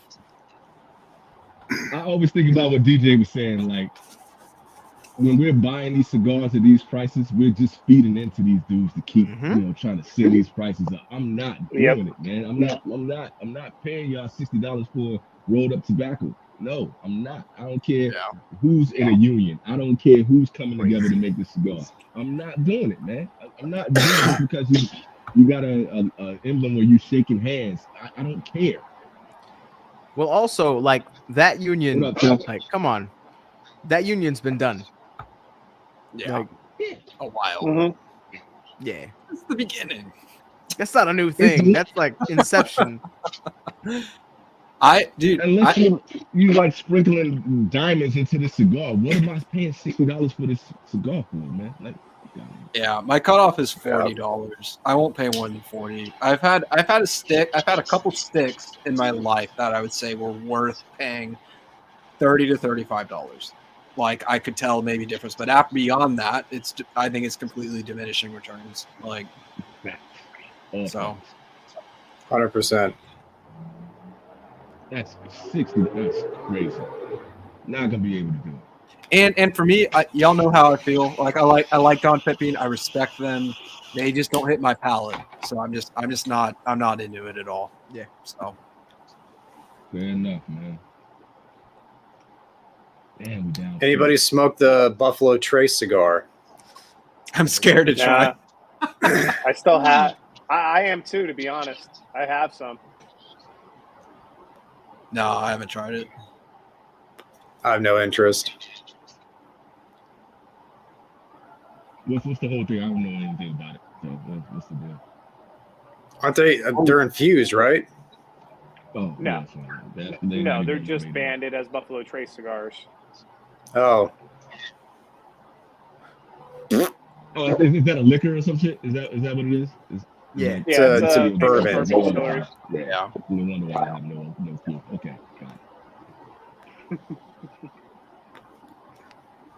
Freud they are expensive, man. Yeah. The one that you sent me, Matt, with the like kind of teal band on it. I don't know what the difference was with that one.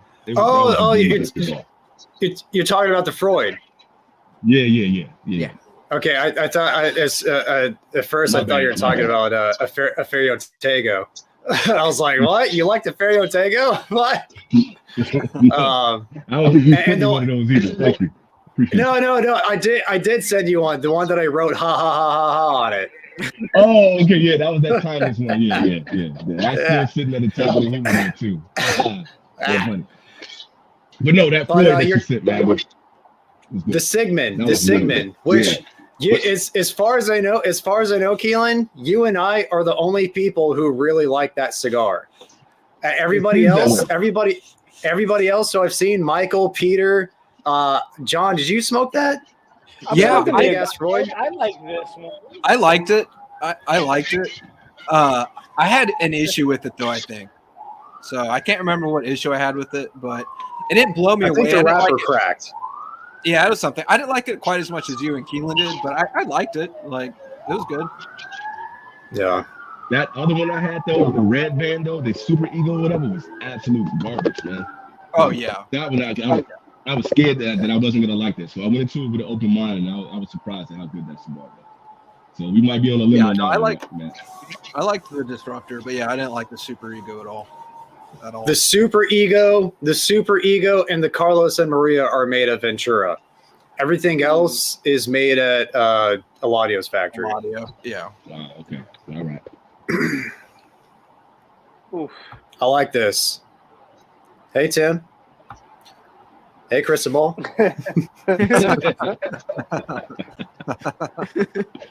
Well played. Love in the chat, man. Did you? I've heard good things about the box press. So I haven't had the box press. Oh, I was gonna say, did you get to Josh's comment above that by 4 about the sophisticated hookers? The MSRP on that cigar is like $15. Yeah, it's worth it at that price. The sophisticated hooker, yeah, it's like $15 or $20 for MSRP. If they're keystoning it to 50, no. Like somebody said, like I think recently somebody said like Andalusian Bulls, they're like they saw them at their shop for like $50 or $60. Yeah. Like that's one of my favorite cigars of all time. I'm like, no that's an $18 cigar. It's an $18 cigar. That is where I feel like the Half Wheels of the world are great references and resources, because even if you do not agree with their tasting notes, at least they're showcasing what the MSRP is of these cigars. So you can cross-reference that and figure out if you're getting snaked or not. You could know how reamed you're getting. Well, people get desperate because they just want to find these cigars, and so then they end up paying that much. You know, when you can find them, shiny new things, bro. You got to do a little bit of work. You got to be a little bit patient if you want to find them for like a better price. But don't spend $50 or $60 on it. Dude, I don't know how many car dealerships are down by you, but shiny new things, John. Jason, I'm in Japan, man. So and it's like 1:28 in the afternoon here, man. So that's what that is. That's why I got sunshine. Other side of the map. Yeah, people are saying the Buffalo Trace. Good, man. Yeah, I'm surprised. LTE to start sending them out. Same with the freestyle live packs and everything else we don't get. Well, the Buffalo Trace are different from the Pappies. Yeah. So the Buffalo Traces, I think that they came out with an initial Buffalo Trace, and then they came out with like a special F line or something like that. And I think that one is halfway decent. The original one, I'm not 100% sure of. And we all love Sanj for his opinion here, and he backs it up with his cigars that he sells. Sanj also likes smoking some Davidoffs though that are expensive. Yes, he does. The man knows what he likes. Right between what you like. Yeah. Yeah, I gotta really like a cigar to go above that, man. 20th anniversary. Anybody had it? I haven't had it. Blue band. It's a blue band. I know. Roger, working man, he loves that cigar. He had it in a different Vitola, I believe, too. But I had the Father and Son, I think was the name of it. It was like a 6 1/4 by 48, something like that. It was okay. He sent me one. I posted it a couple of days ago. Yeah. It was great. Oh, well. God damn it. Fast and Furious, baby. We're doing it for the family out there.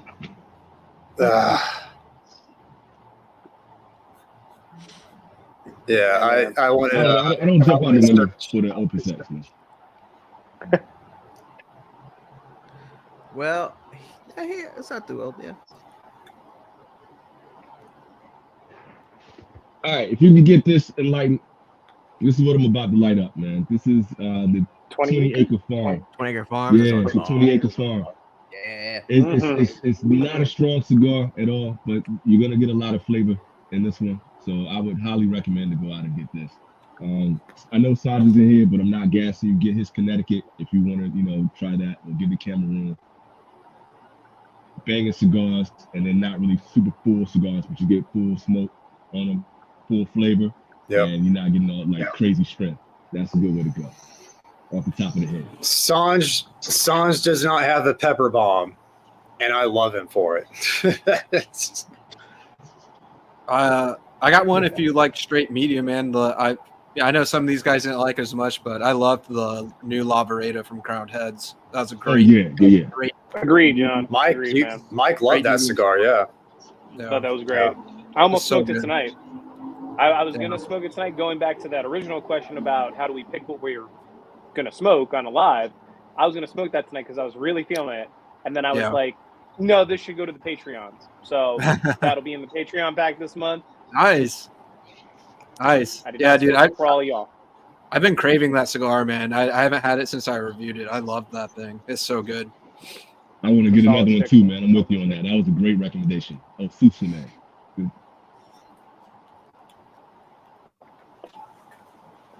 Ooh, the first box you guys bought. Mine was either an Oliva Series O or a short story. I bought the Plasencia Reserva Original and Robusto, which was a mistake. I like it in Corona. They didn't have it in Corona. They only had it in Robusto. I bought it. I don't like them. They sit there. I like the Robusto. It's a short Robusto too. It's like a 4 3/4 by 50 or 52. I like it. It's not like terrible. I just think the Corona is so much better, and I should have just found the Corona. Yeah, that's fine. The first box I ever bought, if I'm remembering correctly, is Perdomo Habano Robustos. If I'm remembering correctly, and solids. I don't think they make that blend anymore, but those are solid smokes. I don't really buy boxes. Never buy like boxes. that, man. I'm not a ball. Same. Or maybe it wasn't the Oliva Serio. Maybe it was like, what was the red label Olivas back in the day? The cloth band? I don't think that it was cloth. There's a cloth band for there's a red and blue cloth band.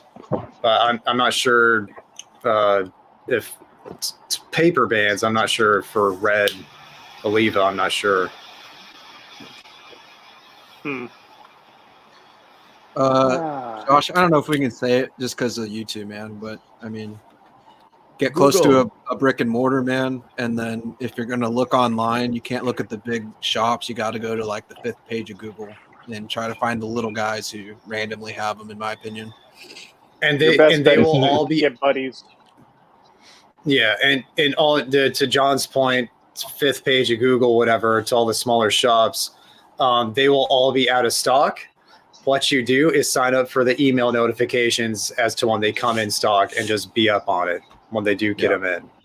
And I'll say this, when you're looking online and you're looking at obscure sites, verify that they're a legit shop, because there are fraudulent sites out there even for New World cigars. So I would suggest, you know what, to be honest, go to your local B&M, tell them that you want, their help with that.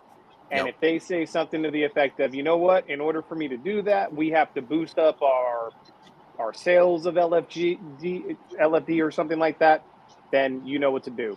Because all the LFD sticks are great. Go in there, support them, get on their good side, and then get them, when they order that box of Andalusian Bulls, that's when you rip it.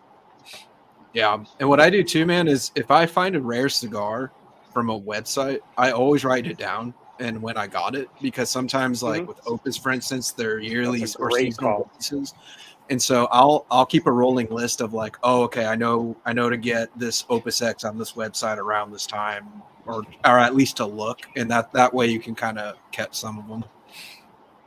But to Michael's point, I think the best thing you can do is go to your local brick and mortar, man. It's just the best thing you can do. Like, yeah, so. I mean, like there were no shops. So when I first started looking for like Hemingway Sharks back in the day, number 77s and stuff like that, the Anejo Sharks, there was nobody in Vegas before Casa Fuente popped up that you could like find them anywhere close to MSRP.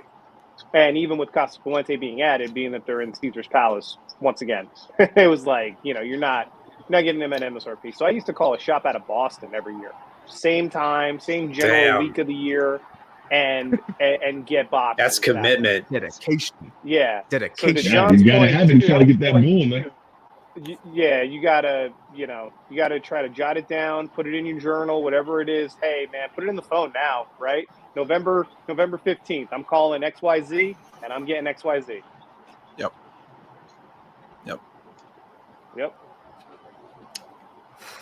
This could be a long one. Long one to answer. Probably Arnold and Predator, just murking people with a stogie. I still got to do this video, man. I still got to do this video idea that I have. My top cigars in movies. Still got to do this. Yeah. I was doing that for a while. Like if you go back through, like especially when I'm doing like I Want to Smoke, I was trying to like just put in cigar related videos in it, just with cool shit. And Arnold was always popping up. Like what was it? The beginning of Predator 2 when he's coming in on the helicopter and he had the cigar the whole time. But my favorite is not from a movie. Yeah, my favorite is not from a movie. It's Michael Jordan when he's talking. They had just lost the game. Yeah, he's talking shit with the cigar. Like, oh, everybody talks when they're down. You know, when it takes real man, they're talking. Like, he got the bat. Like that is my favorite shit with a cigar, man. Mike was on some shit with that one. So yeah. My favorite. Speaking of shit, my favorite is Cousin Eddie. Oh, Christmas Vacation, Cousin Eddie. Yeah. Shitter's full. Yeah. Shitter's full. The cigar in his mouth. Yeah. Just doing us all proud. Nice guy. Yeah. Just to keep everybody abreast, we're in double overtime. Clay Thompson just hit a big 3. Tied the game at 1:30.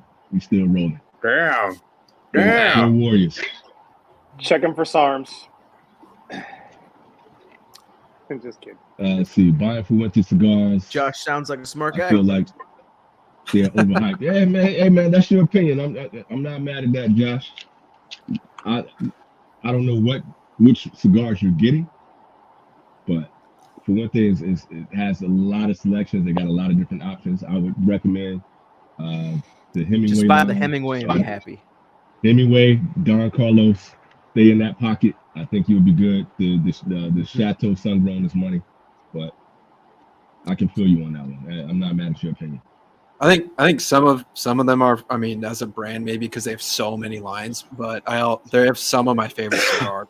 The Hemingway, the Don Carlos, the regular Opus X, the Angel Share, the Añejo, all the Sharks. Like, I don't know if I can say they're overhyped just because they have so many cigars I love, but I guess if I'm looking at it as a whole with all the Chateau stuff and some of the Opus X lines that are really big misses for a lot, then I get it from that perspective for sure. Don Carlos is one of my favorite. Don Carlos is one of my favorite blends of all time. You know, that's I'll always have a very special place in my heart for that blend. The Chateau line, the Casa Cuba line. I mean, there's stuff outside of the Fuente label too that their hands are a part of, like Ashton and JC Diamond Newman. Crowns. Yeah, JC Newman. JC Newman. The Caesar. They just have such an enormous portfolio. It's hard to say that it's entirely overrated, but you know, you just have to be, I guess, a little bit pickier. And figure out what you like.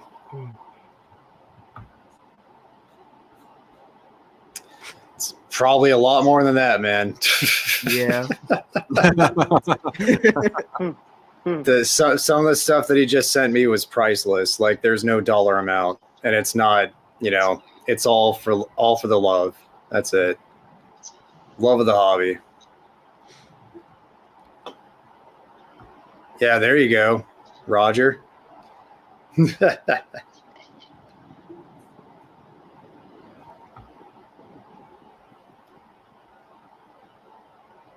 Hey. I don't know what he's talking about, but you got to shout out, Keelan. I'm hoping. I don't know. I'm hoping that it's this Torre Capone, but he might have been talking about the Fuente, so who knows? But yeah. Keep smoking good, brother. I love the Epernay. That's my favorite Illusione. I love that cigar. And I'm going to contradict myself right now because I normally don't talk about like these really expensive cigars. But that one-off, especially like the plus, what was it, Yeah. The plus 53. Cuban. Yeah. Cuban-esque. Woo! Very. Money.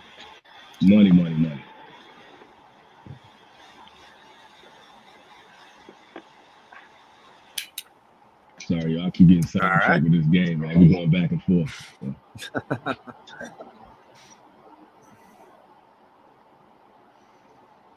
Really?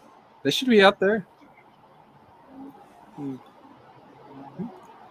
I don't know, man. See, and that's the thing, like, because I don't know, like, you and DJ would know, like, what's happening in Texas, but it's not like a limited edition, though, is it? So it should be around there somewhere, man. Yeah, no, it's a regular line. Yeah, it's regular production. It's out there somewhere, and always go, like, try something like Neptune or something like that, and get your hands on that one. Yeah, it's a great smoke, Josh. Indeed, man. Enjoy that, brother. I'm enjoying it right now. It's all You're about a smart parents, man, Cristobal. Damn, that's sweet, man. That's good. It's good stuff. MB3, that's a great smoke. Great smoke to have as your first box. Yeah, that's kind of out of necessity, though, there, Sanj.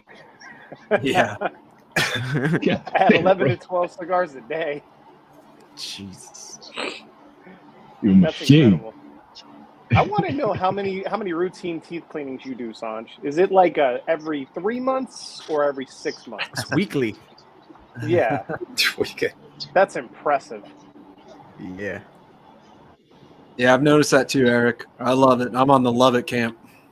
Me too. I enjoyed that cigar, man. Yeah, I'm on the last one I had was better than the first one I had. I rated the first one I had a pleasant. The second one I had, which was a bigger Vitola, I rated as satisfying. You guys keep on bringing up this cigar. I'm taking it out of the Patreon pack. Fuck these kids.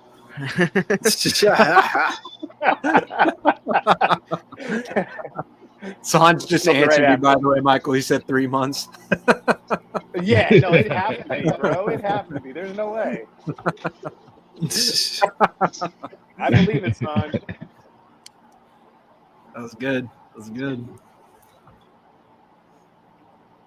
All right, fellas. I'm going to bounce a little early tonight. I'm freezing my tail off and still sore from my dental surgery here. So I'll be able to smoke on the next live, hopefully. So. Dude, you keep it with us. Thanks for stopping by, man.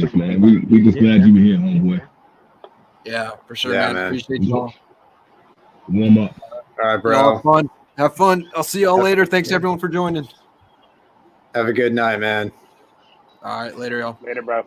See ya. See you. John did look. Then there were four. I think DJ, you like this cigar, right?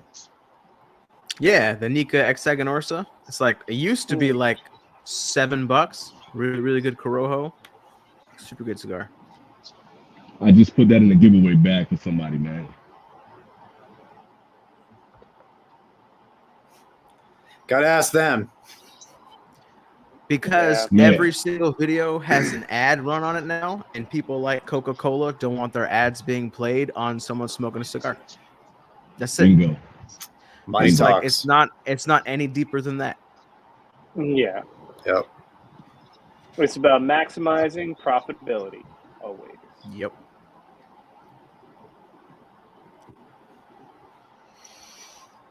I don't have much experience with Tarano. I tried them. I don't like them, and it's not like, and I'm not saying that they're like just the dump on the brand or anything like that. But each time I tried that cigar, they've either been mid or just not good. And I tried several, and they didn't work for me. And so plus, they were bought out. So sorry, Michael, but I don't know recently, but the last 5 years or so, they were bought out by STG or Altadis, I believe, or it could have been Drew Estate, Swisher. One of those. So that could affect the quality as well. Yeah, those like the Exodus 20 years ago when 59. I first started smoking.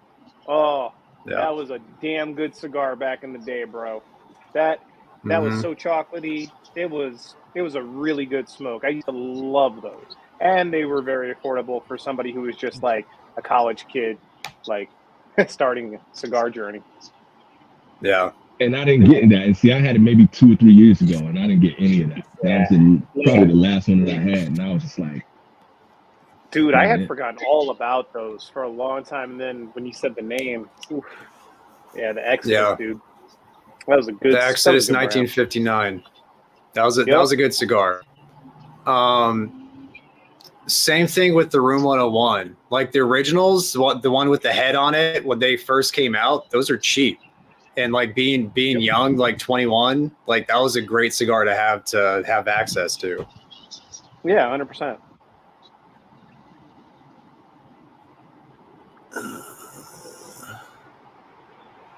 Looking for questions. The chat's still popping off, so thanks everybody for sticking around with my slow ass. We got to give good feedback for these questions too, though, man. And that's kind of the main thing. You know, we actually answer the questions too. So. It's important to answer everybody's questions. Yeah, you guys drive the live stream. Yeah, that was the whole entire idea, was to get the group chat together. Never had pneumonia. Never had it. No, it doesn't sound fun though. 2 weeks. No, same. Sorry, and if I did, I don't remember. That's no joke. I've been there, and it's not fun. It's not fun. Man. I've been through some shit. You had a bout recently. You had a bout, dude. Is a lot of people don't realize, or I never. I'll go public with it now, but I had RSV, the respiratory infection, like late last year, early this year, into early 2024. I was good for like a 3 or 4 day span of time. During that span of time, I did Innocent's podcast, Big Guilty Cigar podcast, and then like 2 days after, it says shout out to Innocent, and then 2 days after that, I came down with COVID. So yeah, I'm better now, but that was difficult. That was difficult to do. 102 fever is not fun. The Steve-O voiceovers were amazing, though. Man, that was a nice little addition to the group. Spot on. And the Steve-O like Cigar of the Month Club videos. Yes. Claro Maduro for the Olmec. Claro. I go Maduro. Why not both? Yeah, really, honestly. Why not both? I mean, I was a Claro fan overall, but why not both? I was not disappointed with either one of them. So yeah, that's the best answer, man. I like the Maduro more. They're both good cigars, but the Maduro is just a little bit better for my palate.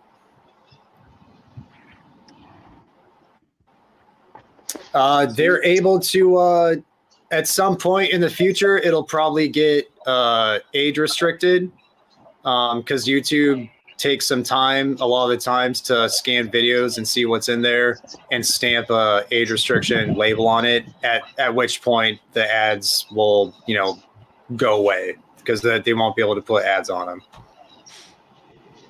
And to kind of take you guys behind the curtain a little bit, like for us, like when we're reviewing, like we put these videos out and they could be out for a week. Sometimes they could be out for damn near a year. And then next thing you know, we're just getting hit with age restrictions, and they just come in waves and waves and waves. And it really sets us back, just as reviewers in general. So it might not be as hardcore on some of the bigger names that are out there, but for us, it takes us out, man, and it's brutal. It's all about that ad revenue and money, man. Yeah, and not to mention that just in general, being that there's cigar content, you're not really earning anything off of the videos. Yeah, there's no like YouTube check that we consistently get all the time for the videos. We do it for the pure passion of this, because even like our most popular videos, I mean, at full monetization, it's like maybe 5% of what a regular channel gets. So you're looking at dollars for tens of thousands of views at the most. Yep. Yeah. Yep. And plus, there's like you have to reach $100 minimum for a payout. Yeah. Is that? Yeah. And like I'm not gonna get there till like friggin' 2026. Yeah. Yeah. I think that I'll probably get my first check at the middle of this year after 2.5 years. But I've also had monetization on longer than you have, even though you have way more views. So. And I'm not even close yet. So it is what it is.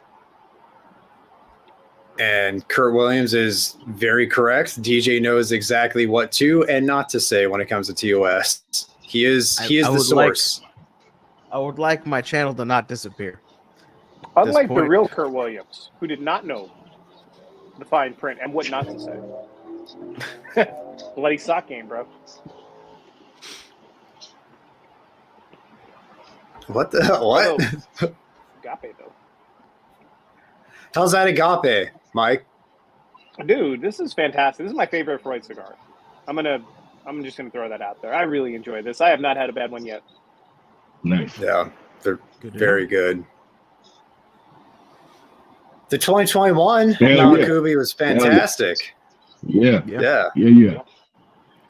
The one that just came out that looks like the Daruma because it has the gold foil wrap on it, whatever.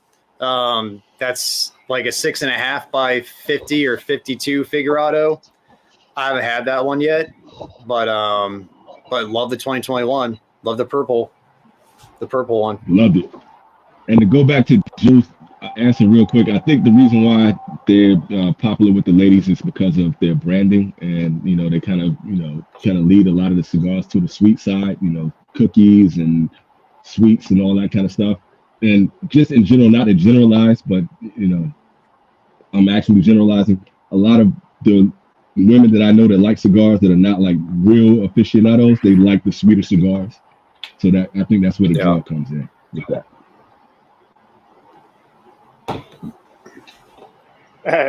We're up 1 point with 4 seconds to go. Nice. Steph Curry got 46 points. Man, and we just need to stop, baby. Somebody just need to poke LeBron James in the eye or something. Just anything. Just something. Oh, are they playing the Lakers? Is that why you're all hyped up? Yeah. Yeah. Okay. LeBron got a triple-double right now, 34 points and 20 rebounds, triple-double. And Steph Curry got 46 points. And we're up 1 point right now with 4 seconds to go. Almost 5 seconds. It's brutal. Anyway, sorry, guys. Dude, no. You're good. It's the passion, dude. It's the passion. We accept all fandom here. Whether it's I'm over here rocking back and forth. We need this win bad, though. We need to win and then to beat the fucking Lakers. Like, if y'all see me jump up, that's what it is, man. So, anyway, Brickhouse is okay, too. What do you guys think about Brickhouse brand? Brickhouse, to me, like, I like Jason Newman. They're solid.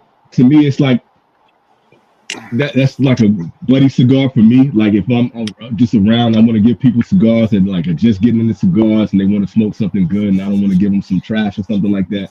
I usually give them a Brick House because that's kind of where I got started. Me and my homeboy would just sit on his balcony and smoke Brick House. So it's a nostalgia for me, and I like them. They're good cigars. Yeah, they're solid. Solid line. Solid for sure. Mm-hmm. No. Nope. Kevin, I think I said on a live. I think I sent DJ one. I think you may have one, DJ. Oh, does it have like a funky looking band? A black band? Like maybe. I gotta go. I'll go look. You sent me something else that has like a big paper band that's older. Let me look it up. I think I know what you're talking about now. I'm gonna use the restroom, guys. Just a second. Just muting myself. How do I do this? Make sure you mute, bro.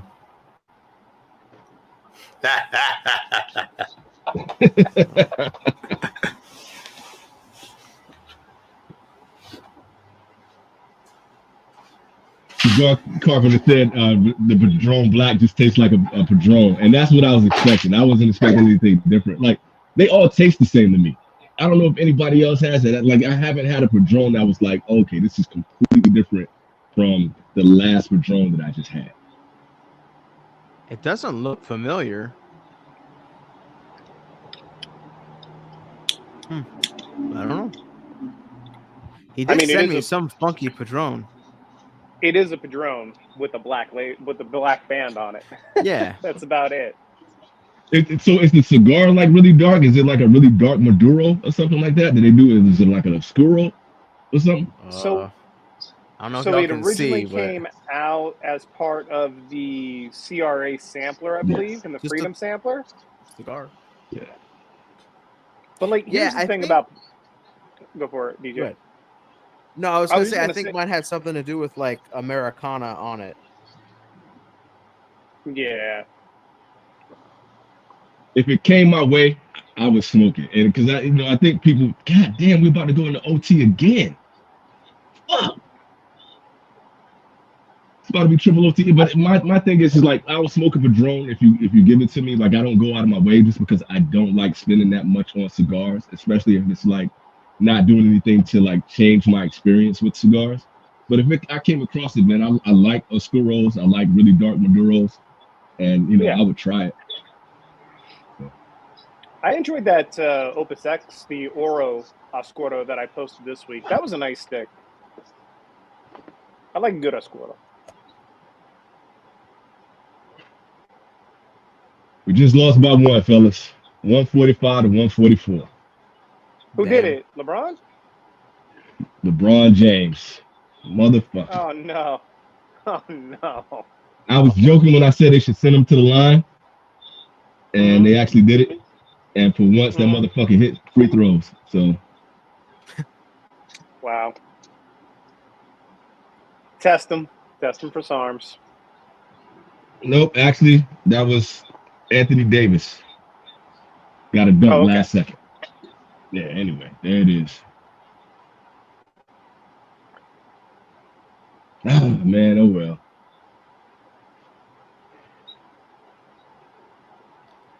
Looking through the chat if there's any questions. What do y'all think of Ave Maria? Not for me, man. That's just... Go for it, EKB. No, I was just like a lot of those weird brands like Diesel, Christoph, Ave Maria. They don't really. I've never had one that was just like, oh, it was a great cigar. They never really did anything for my palate. So I just kind of stay away from them. It's almost like all branding to me, and they're not marketed towards me, so I kind of stay away. That's just my opinion.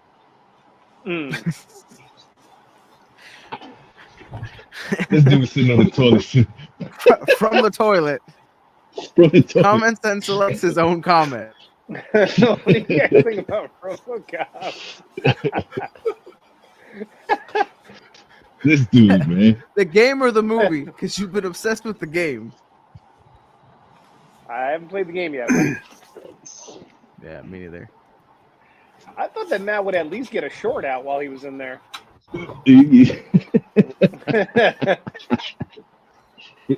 No comment. No comment. Oh man, Michael, that's good because that could have gone either way. Yeah, exactly. You know what, man? DJ, I don't know if I'm out of touch now because I'm not doing reviews. I don't know if that's what it is. It was that last run that Saka had when he was pushing out the Papa Saka. He was pushing out the Wagashi, and Nick Melillo was pushing out some cigars. It was a good run, but I don't know if anybody's really pushing anything right now that's caught my attention. But I'm also not on the review sites anymore. I'm not looking up anything for news, so I don't know what's coming out, man. I don't know if it's anything that's just like I gotta have the cigar right now. I spoke with Hector over at Casada yesterday, and he's going to have some stuff for us for PCA and maybe a little bit before that in the middle of the year. So I know that they're going to have some good stuff. I'm not sure about what Sebastian and Cavaliers got up their sleeves, but I know that they'll have something for PCA. You just smoked the Inner Circle, yeah? BKB, you like that? Yeah, I enjoyed that cigar. That was really good, man. That was fantastic. And because when you said Cavalier, that kind of sparked my attention. I don't know what's coming out from them, but like that's just a brand right now that anything they're doing, I'm interested in. Just off the rip, because everything I've had from them lately has been fire. And that was my first time having the Inner Circle. And that was such a unique cigar.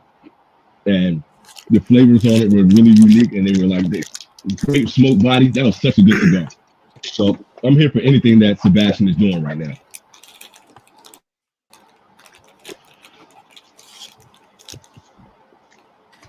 Ezra misses your videos, DKB. I appreciate you, brother. I'm sorry I don't have anything to give, man, but just hang out with me on the live, man. I'll try to keep them entertaining, and I'll be here with the fellas. He's still here. Still around. It just wasn't worth it, man. What we were talking about with the ad revenues and just the way they treat, cigars on the channel, and it's a lot of work to really do these videos. It takes a lot of time and it takes a lot of effort. And aside from the community, it's not really fruitful.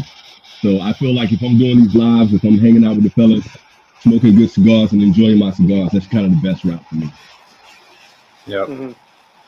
You get the most fulfillment that way. Yeah. I'm having fun doing the shorts too, so I'm gonna keep the shorts just because it's just fun. I just like doing them, man. And it's not nearly as much editing time.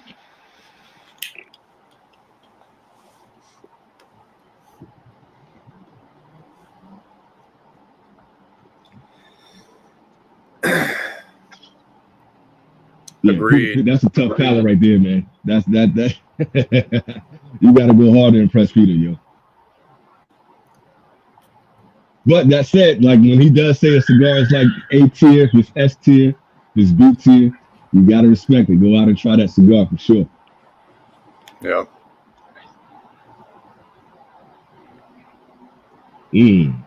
That's a good question. I don't know what answer to that one. You guys got that one? A lot of shops out here use Rojas, so they all have really good house. They got Rojas, like. Yeah. Lowell gets busy, man.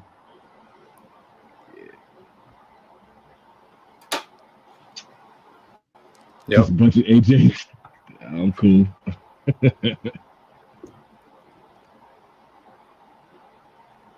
No. Not familiar.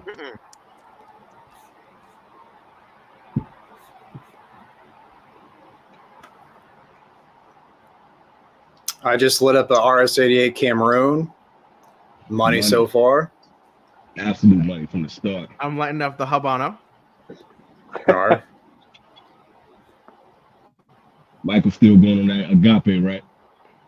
That's right. We did the Bosphorus, and now we're just finishing up the last little bit of the agape. Nice. I'm still holding on to the 20-acre farm.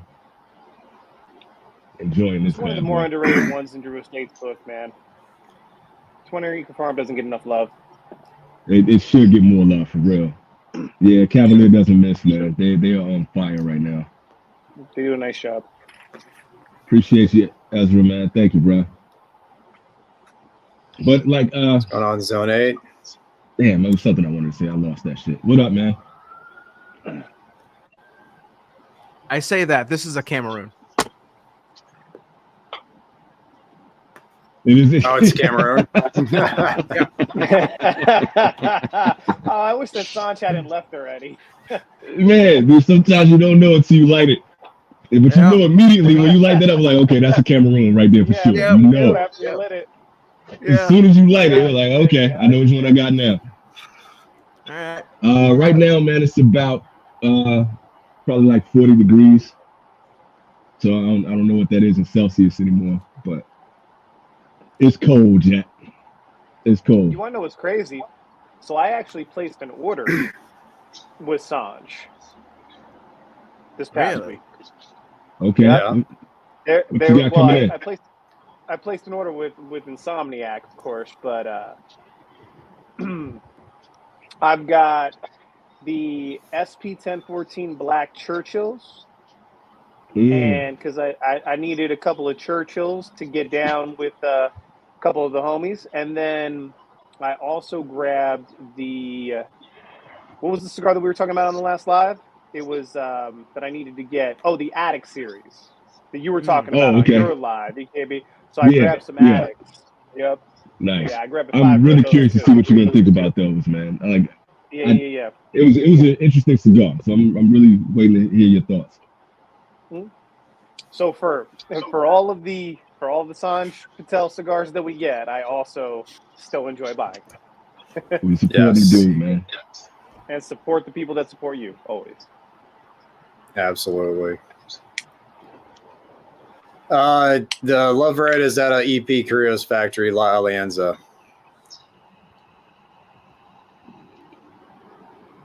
That was another collab that EP did. He was busy, man. Hell yeah.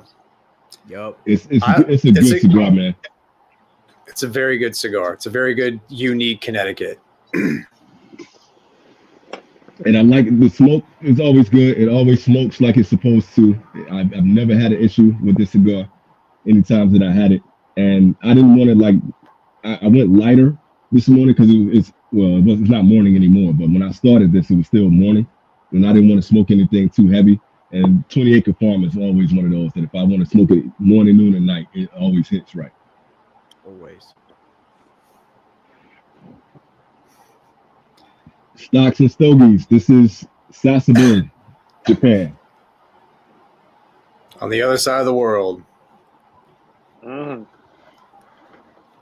Technology is a beautiful thing. It is a beautiful thing. I get to hang out with my homies early in the day. That's what's up.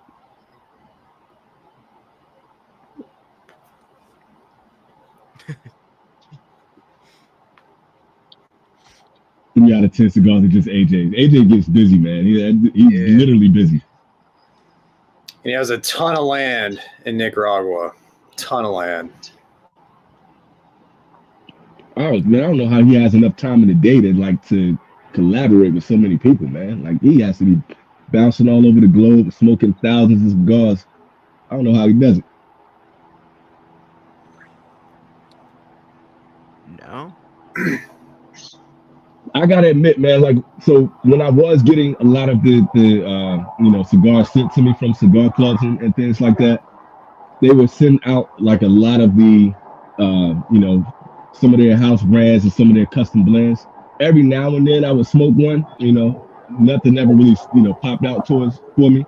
But for the most part at the time I was still doing reviews, or I was setting up to do reviews. So I would focus on some of the major blends that were coming out. So I rarely ever really dug into a lot of those custom blends. Yeah.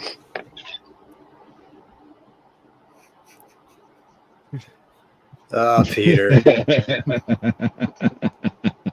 That's funny though. Badge of honor, man.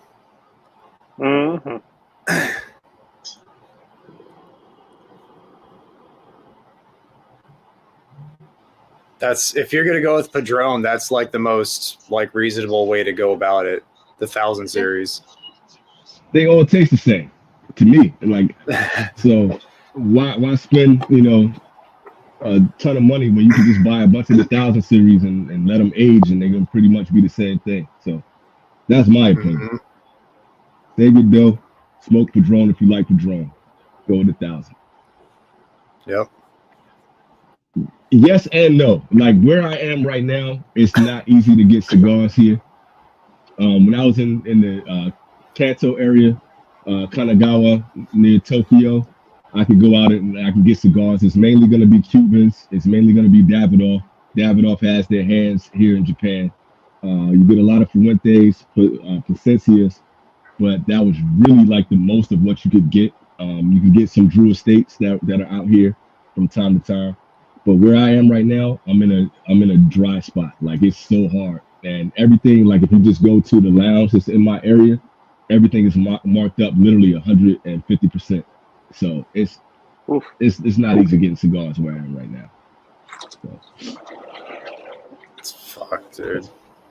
Yeah, so like maybe when I got to go up to Fukuoka tomorrow, and I'm gonna go hang out with a viewer on the channel.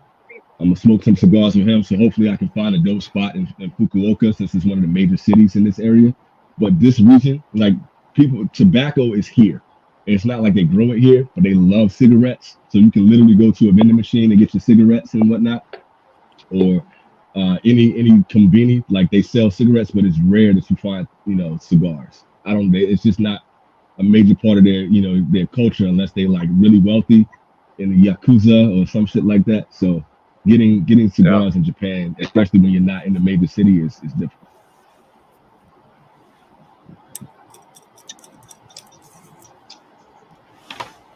The Solis, that's the one I had, was very, very good.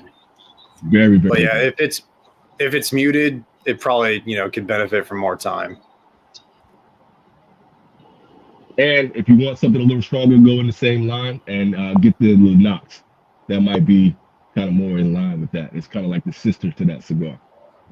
Exactly. Yeah, the more like fuller bodied Maduro sister.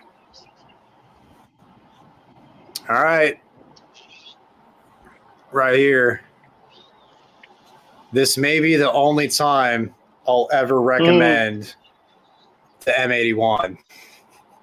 It's the only time. I thought you were going to go Magic Toast, bro.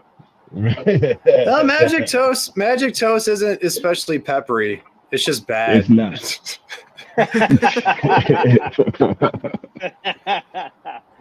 Oh, man. That's funny, man.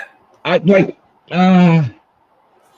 hate to say it because I kind of sound like a broken record, but for me, like good pepper is with the Flathead series, but it's a peppery cigar, but it's not gonna kill you. But you're definitely gonna get the pepper notes out of that.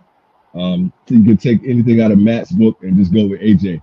Look for something from AJ Fernandez. You can get pepper. Espinosa. Yeah.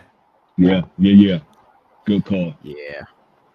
Somebody mentioned to me like they wanted me to do a top 10 pepper bombs, but like that's something I would have to do like, a lot of research on to get it. Yeah, and I don't have them off the top of my head. I got out of that phase like 2 years ago where I just wasn't looking for pepper in my cigars anymore. My palate changed. So I don't know anything off the top. Charles the Great Cigars. Never heard of them. You're not familiar at all. Sorry. No. Oh, that's funny. So sorry. It's because you recommended the Lennox and Peter did too. Not shocking that at all. Great minds. That's a good Great minds.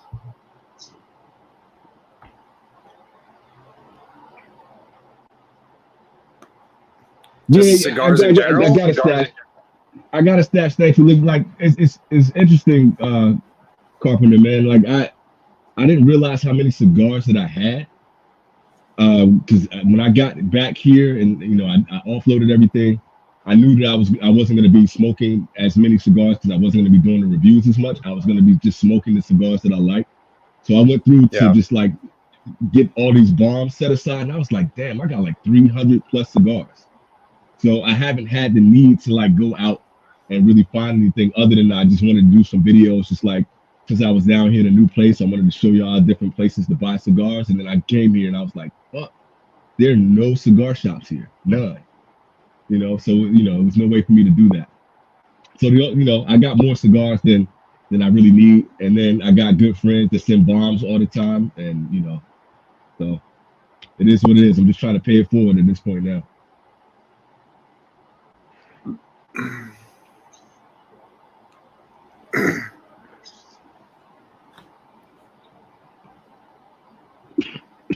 That Camacho Ecuador was actually a pretty good pepper one for as much as I smoked of it. I've never had the Ecuador. I haven't either. That's worth a try. Was that double Ligero peppery though? I don't remember it being peppery. I remember like it strong Ligero taste though and really earthy. That's the thing, like cigars with a lot of Ligero. Vending machine would be sick. But cigars with a lot of Ligero don't tend to have a lot of pepper. because pepper comes from Seco for the most part, Viso and particularly Seco. Yeah, it's not, from what I remember, because I had that chisel, the double arrow chisel a few months ago. I don't think it was that peppery, and I'm sensitive to pepper. And it's such a good cigar, man. But it's really, though, like that Ligero is always going to be really rich and really earthy and bold. So I don't usually get a lot of the pepper from those. That is a great idea, man. Like I wish someone, like, if I would look into it myself, man, that would be a great idea. I just don't know how that would work in Japan. You know, you could probably get a lot of people in Las Vegas if you had, like, vending machines set up like the way they do here in Japan. Like literally everywhere you go, I can go down the block and it's going to be a vending machine down there. You know what I mean? And it's they're everywhere. And the same thing for cigarettes. And if you're in the major cities, you can get ramen, you can get pizza, you can get ice cream, you can get just about anything out of a vending machine. So, like, if you're in a area like Las Vegas on the Strip and you can walk down and just get, cigars out of there, that would be dope, man. I've seen a video. They bring them to the trade shows. Yeah. Really? Yeah, it's actually surprising that Vegas doesn't. I guess because of the fact that, like, the only places that you really smoke cigars, that you're still allowed to smoke cigars, even in Vegas, are like high limit rooms, lounges, and cigar shops for the most part. Like, it's not every bar that allows cigars, and it's not even every casino. There are some, like, smoke-free specific areas of the casinos now, post-COVID. And I wonder, just like the states are so different right now. Like, cats just rob vending machines. Like, here, you don't have to worry about that at all. Nobody breaks into vending machines. Nobody steals from them. Nobody steals the vending machines. You put that joint in like San Francisco, you put it in New York, people will be rummaging through those things. You know what I mean? So, like, there's like there are certain properties though that do have vending machines where you can get pizza, you can get cakes out of, not the same as Japan, because usually it's just like one brand name and they're assorted whatever. Like, for instance, the Link, they have vending machines for Buddy V's pizza cake and his little shops, right? So all of his products are on display in the vending machines, but I don't know, like, they have the vending machines at the airports in the States, especially at Las Vegas's airport, the international airports, where you can get like $300 AirPods, you can get all kinds of electronics and stuff like that. So it's not out of realm to have cigars out of vending machines in the US. I just don't think a lot of operators see the return on investment for the real estate and the space that they would have to give up, right? Yeah. They're like, what happens if, like, somebody comes over here and buys this $50, $30 cigar or whatever, and then I have to dedicate a whole entire space for it. Mm-hmm. True. They would much rather sell like 50 Pepsi. They would much rather sell 150 Pepsis at $10 a piece or $8 a piece than 2 cigars a day, And that's probably what it would be here. Like, it's still, like, the cigarette smoking culture is still heavy here in Japan. You know what I mean? Like, they got rid of all, like, back in the 80s, they were cigarette vending machines everywhere, and you could probably get away with it then. But just the way they treat smoking and cigars in the States, it would be difficult. Yeah. Here, even when you go into the cigar lounges, most of the people are smoking cigarettes. It's usually the gaijin, it's usually the foreigners like me that are actually getting the cigars, or like the real, wealthy cats that come in, and they're probably in a back room. You don't even see those cats, Yeah. And Zone A Family Life are just starting smoking. Those aren't bad cigars to have as your favorites. Those are all solid. Yeah. It's going to be kind of interesting to see, like, how your palate is going to change over time and where you're going to start. Like, you're going to move away from those cigars. And, you're going to have a whole different set of favorites. I love that part of the cigar journey, man. A lot of people asking about your situation, Keelan. He's in a studio, like where they filmed the moon landing. Just get a sign that I'm in Japan. It's all green screen. Nah, but it's just like 2 in the afternoon, man.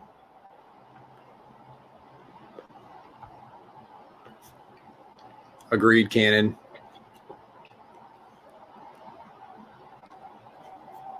And 81 was definitely a pepper bomb, man. I just didn't enjoy smoking that cigar, man. And I don't mind pepper. I love pepper. It's just big fan. You got some pretty damn good ones already. Mm-hmm. Yeah, that RH88, that Noir, Don Carlos. I don't know, man. Like just with what you're doing right now, this 20-acre farm, you probably enjoy that. The Don Durma, if you can find that cigar, would be fantastic to put into that. Try Cavalier, like go through Cavalier's catalog. Principal, go through Principal's catalog or portfolio. Just if you want to try a blast from the past, would be the Don Lino Africa with the Cameroon binder. The binder, yeah. That's a fun one. Boy. Yeah, definitely on the Espinosa. Oh, speaking of, what was the other blue one they had from Espinosa? Azule. Oh yeah, the Azul. Yeah. Azul. Yeah, that thing hits too.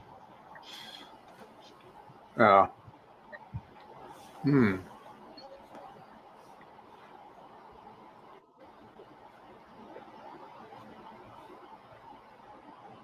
Jeez. Yeah, sure. A lot of the same questions. That's okay. Just people popping at the chat at different times. I'm on average one a day, I'll say. On average. Less than one. Probably 3 or 4 weekends. Fluctuate. Yeah, that's usually the average for everybody here, including John as well. Mm-hmm. Best wedding cigar. Whichever one you choose, man. Yup. Honestly, what I would do, I would go with something in the Connecticut range, and DJ was talking about Crux just because they're really clean cigars, which is a great point. Because like when you're around that many people, you don't want to like have like super heavy Maduro, so like your breath and your clothes are all like smoky. You can get something that's lighter and still has some good flavors in it. So Crux, something that's in the Connecticut family, would probably be a good way to go. Bust out the Cubas, man. Everyone will smoke it. That's what my homeboy did that last night, man. I was out smoking with some friends last night, man, and they brought out the acids. So they were hype off of that. I was like, I'm good with this, Oscar. But yeah, enjoy that. I'll say the Oliva Connecticut Reserve. Yeah, that's a good one. Mm-hmm. That's what I'll say for a wedding cigar. That too. Money. Not a good wedding cigar, but a damn good cigar. Yeah, facts. Jose Piedras, best and expensive Cuban. Never had one. I've seen them. I don't know them well enough to say whether I agree or disagree, but I'll take your knowledge on that. But I've seen them around. They like when I was in the northern part of central part of Japan, they were around quite a bit. I just never really grabbed them like that. Yeah.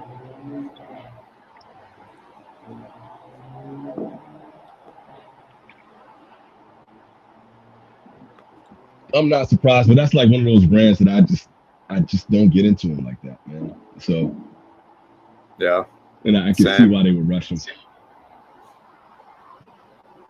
This is a Michael-centric comment. Yeah, for sure. I haven't tried their house blends. That's actually where I smoked the first Magic Toast. Was at that location in their lobby. You poor son of a bitch. Yeah. So not exactly the best memories there, but they do have great pricing. So I would imagine their house blends are probably decent. Infuego has some really nice house blends. Oh, shit. If you're out and about, Blackbeard. Next time that you guys are in town, or I'll send you some. Figure it out. You're gonna love the way. If you got Cigars Limited in your area, like Cigars Limited had, I think their house blends were called Bloodline or something like that. They weren't horrible. I smoked a few of them. I believe that Infuego owns a factory in Nicaragua. Really? I believe so. Because Infuego, for those that are unfamiliar, they're actually the wholesaler for a lot of the casinos out here. Big so operation. They do wholesale and retail, yeah. Yeah, shit. It's a good H. Upman to try for Texas. That barber pole's good. The Barbia. Didn't they have the new one, the Banker and the Ascot, the Herclock? What is the name of their new one?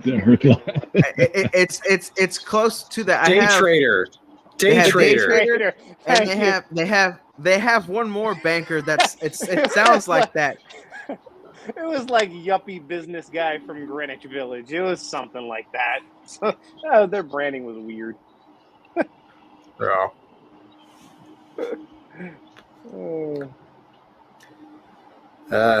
Hey, you know what? That review did very well, views wise. So I love it for that.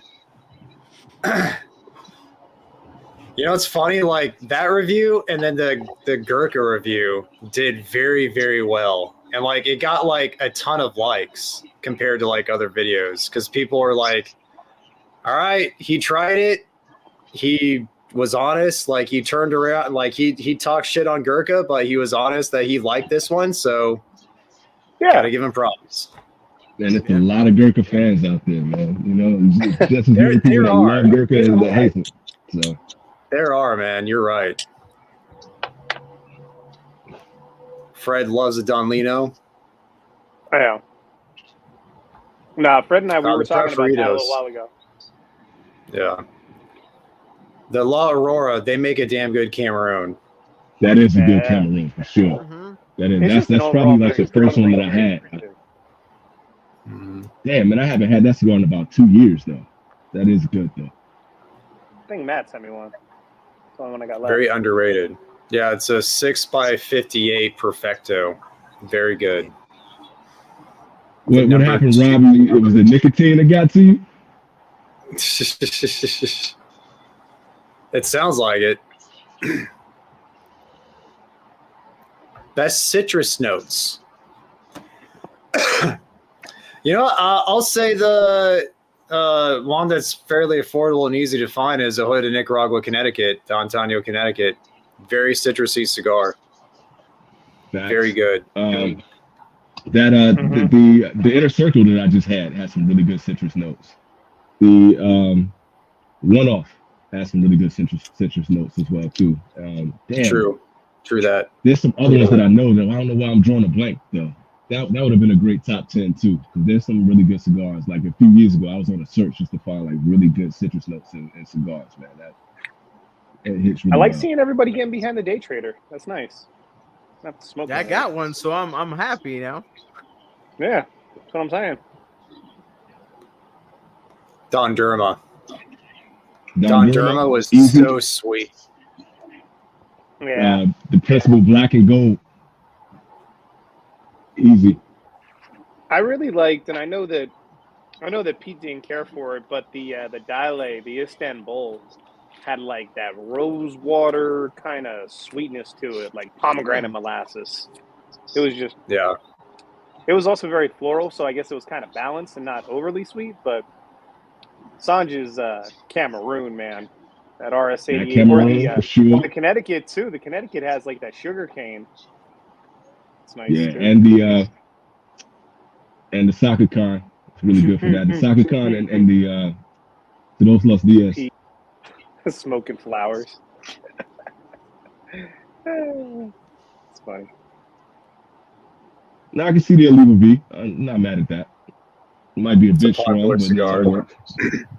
Easy to find. Mm-hmm. Oh, the Le Carême. The Le Carême for sweetness too. Yeah. Oh yeah. Tripping. What am I doing? Yeah, man. Yeah, the La Carême and the Don Dorma original. Man, money. That's dessert. Yeah, you don't. You certainly do not.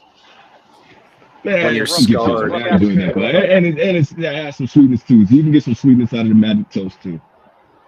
But you got to be able to deal with it. H. Alpha Cameroon, yes. Shit, day trader's delicious. Day trader's getting money, getting mad love. Hey man, thank you for joining in, homie. I don't know if that was 20 minutes stopping by. Yeah. Yeah. It's just 4 minutes ago. Just 4 minutes ago. All right, it's not bad. Okay, we're rolling. He may still be here. I gotta take this game off of my screen, man. I can't keep looking at that shit. Okay. I gotta put the day trader in my dry box. Damn. Yeah. I just saw mine recently. I have to make sure I don't lose it.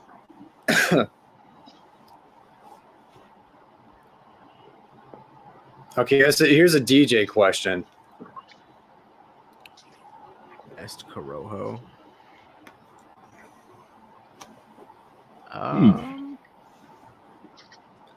Going back, I liked Illusiones Corojo. That was really good. But that Nika X Aganorsa, I don't know if it's still called that. It used to be. It has a blue band. That's one of the best costs for sure, man. It's fantastic. I enjoyed the Veracruz, the blue. I really like that stick. That did not get enough love, I feel like. I haven't had it in a while. It was good though.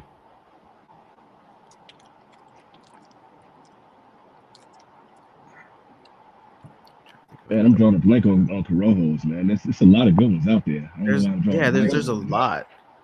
Mm-hmm.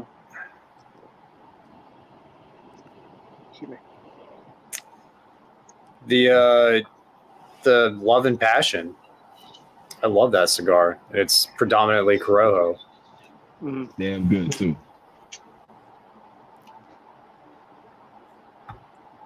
Amendola Cannoli is a lemon cigar, especially on Retrohaling. Also cream.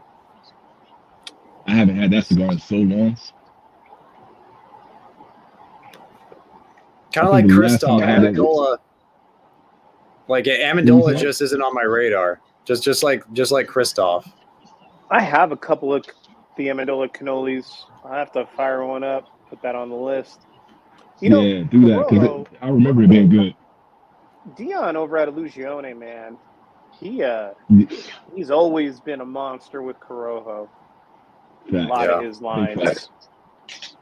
Back to that. Smoking Flowers.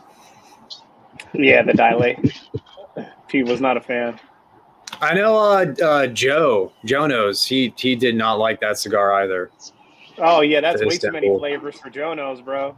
That would be a 50-minute long video. I'm getting roses and I'm getting like, bro, you got some orchids. Yeah, daisies and it's a whole bouquet. It's a lot of flowers to name off.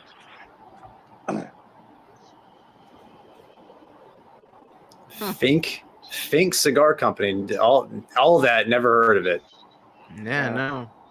So I knew, man. Putting us on to something, man. I'll look for it. Man, Charles the Great from Hey, Fink. the man. Hey, what up, PT? Fink Cigar. Yeah, never heard of Fink. Never heard of it. Let's see. Let's take a look at this. I think not. I think not. In San Antonio. San Antonio, Texas. Oh, wow. That's a city I've never been to, man. I've never been to San Antonio. I want to see what's cracking up there. You ain't missing anything. Word. There's a river walk, and that's about it. I love how you're. And that's all I know about it is the river walk and the Spurs, man. Sounds like a great. And the Spurs, yeah. Popovich. Yeah. Nah, you good. That's all I know. See you, Eric. I'm just a minute behind, so maybe it caught you. It is late out east for sure. He rocked with us for a long time, though. Dude, Sean Turner. Boom. I'm not sure which channel this went to, but thank you. Big props, man. Oh, we generally love the Amazon, man. You can get a lot of love for the Amazon here, man. Oh yeah, Yep. big fan. Big Yeah, fan. because they just released the regular, the non-extra añejo, which I haven't tried yet. I think I remember Peter, he's in here. I remember him saying it was. I saw his post on Instagram saying it was good, but not as good as the extra añejo. This year's release. I got like 3 more left, man, and the 2 that I have, I think they're extra añejos because they got some age on the cellophane, and one is out of the cellophane. I have no idea how old or new that one is. So It's good stuff. like those up. Yeah. You got to look for like the crystallized, like like stuff on the pan. But either way, man, I like both of them, so it doesn't really matter to me. I mean, it's the same cigar, just with age on it. I had no idea they're coming out with their Dragon. I thought they were steering away from doing that because of the whole litigation stuff with Gurkha and Davidoff. But apparently they're doing like changing the name on it or something like that. They're giving it like a different name or something. I don't know. Well, JC I don't know did what that. the deal is. Yeah.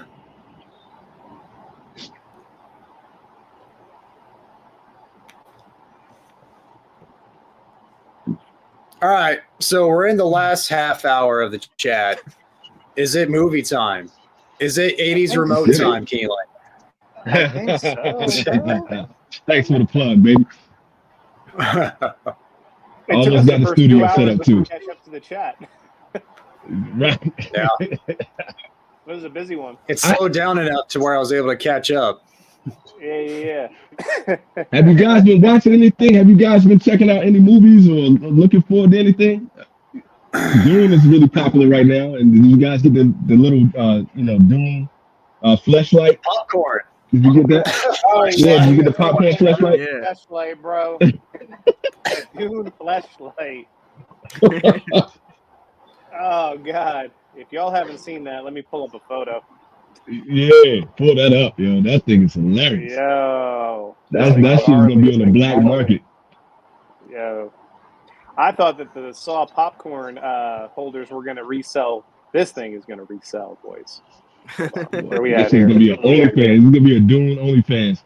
You guys set me up. I'm a little. Hold on. I got to go through all the wrestling comments that we went through. It's, talking about that whole entire entanglement. Here we go. Alrighty, boys. Y'all ready for this? What is up with this thing? What is up with that, yo? Yo, imagine Obviously, sticking your hand in that. sandworm. It's like the sandworm's coming out of the popcorn. What is up with that?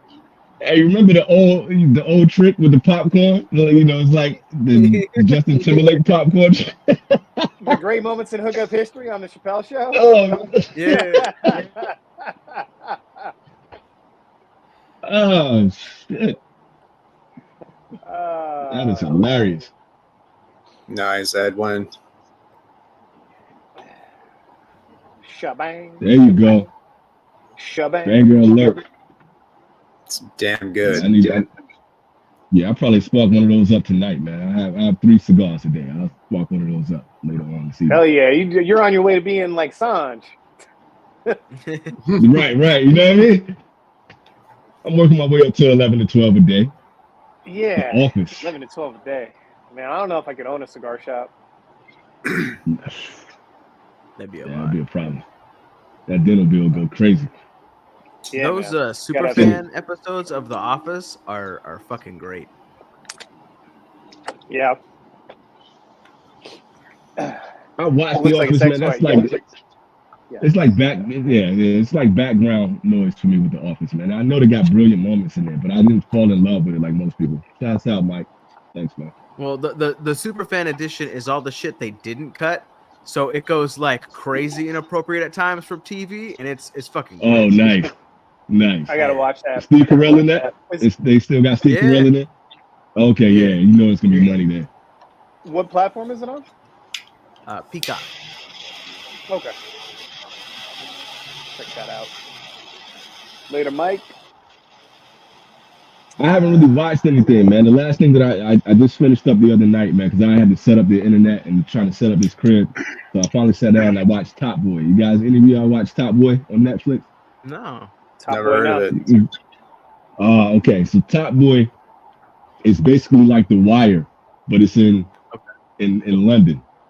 So it's basically, you know, about the drug trade, and then it's about two best friends that, you know, were trying to be the top boy, who's trying to be, you know, the top of the summer house projects. And it's a lot of really cool British slang, but it's like, it's great storytelling, and it's raw. It's really, really good. And I just finished it up. So they did the first season when it originally came out. It was the summer house projects. They canceled the show, but then Drake and Future were executive producers, and they brought the show back, and then they finished out the series for like 3 other seasons. That's and cool. If you guys like The Wire, if you like Oz, if you like you know, just crime shows, this is it's drama, it's crime, it's everything, man. A lot of British accents and whatnot. It's real cool, man. You guys should watch that. All right. I don't know if anybody in the chat has taken the time to watch Top Boy, but it's fire. What Big about Mountain, you know? Did you ever get into like Gangster #1 or Sexy Beast or any like the Malcolm McDowell like British gangster movivies? No, but I need to watch that. That sounds like it'd be fantastic. Those are good ones if you like that. It, like based along like the same Snatch and you know, Lock, Stock, and Barrels kind of. Yeah. So like Sexy Beast and Gangster #1, those are 2 badass British flicks. Yeah, I'll probably be asking you about that later after the chat is over, so I remember, man. I definitely gotta pull that up.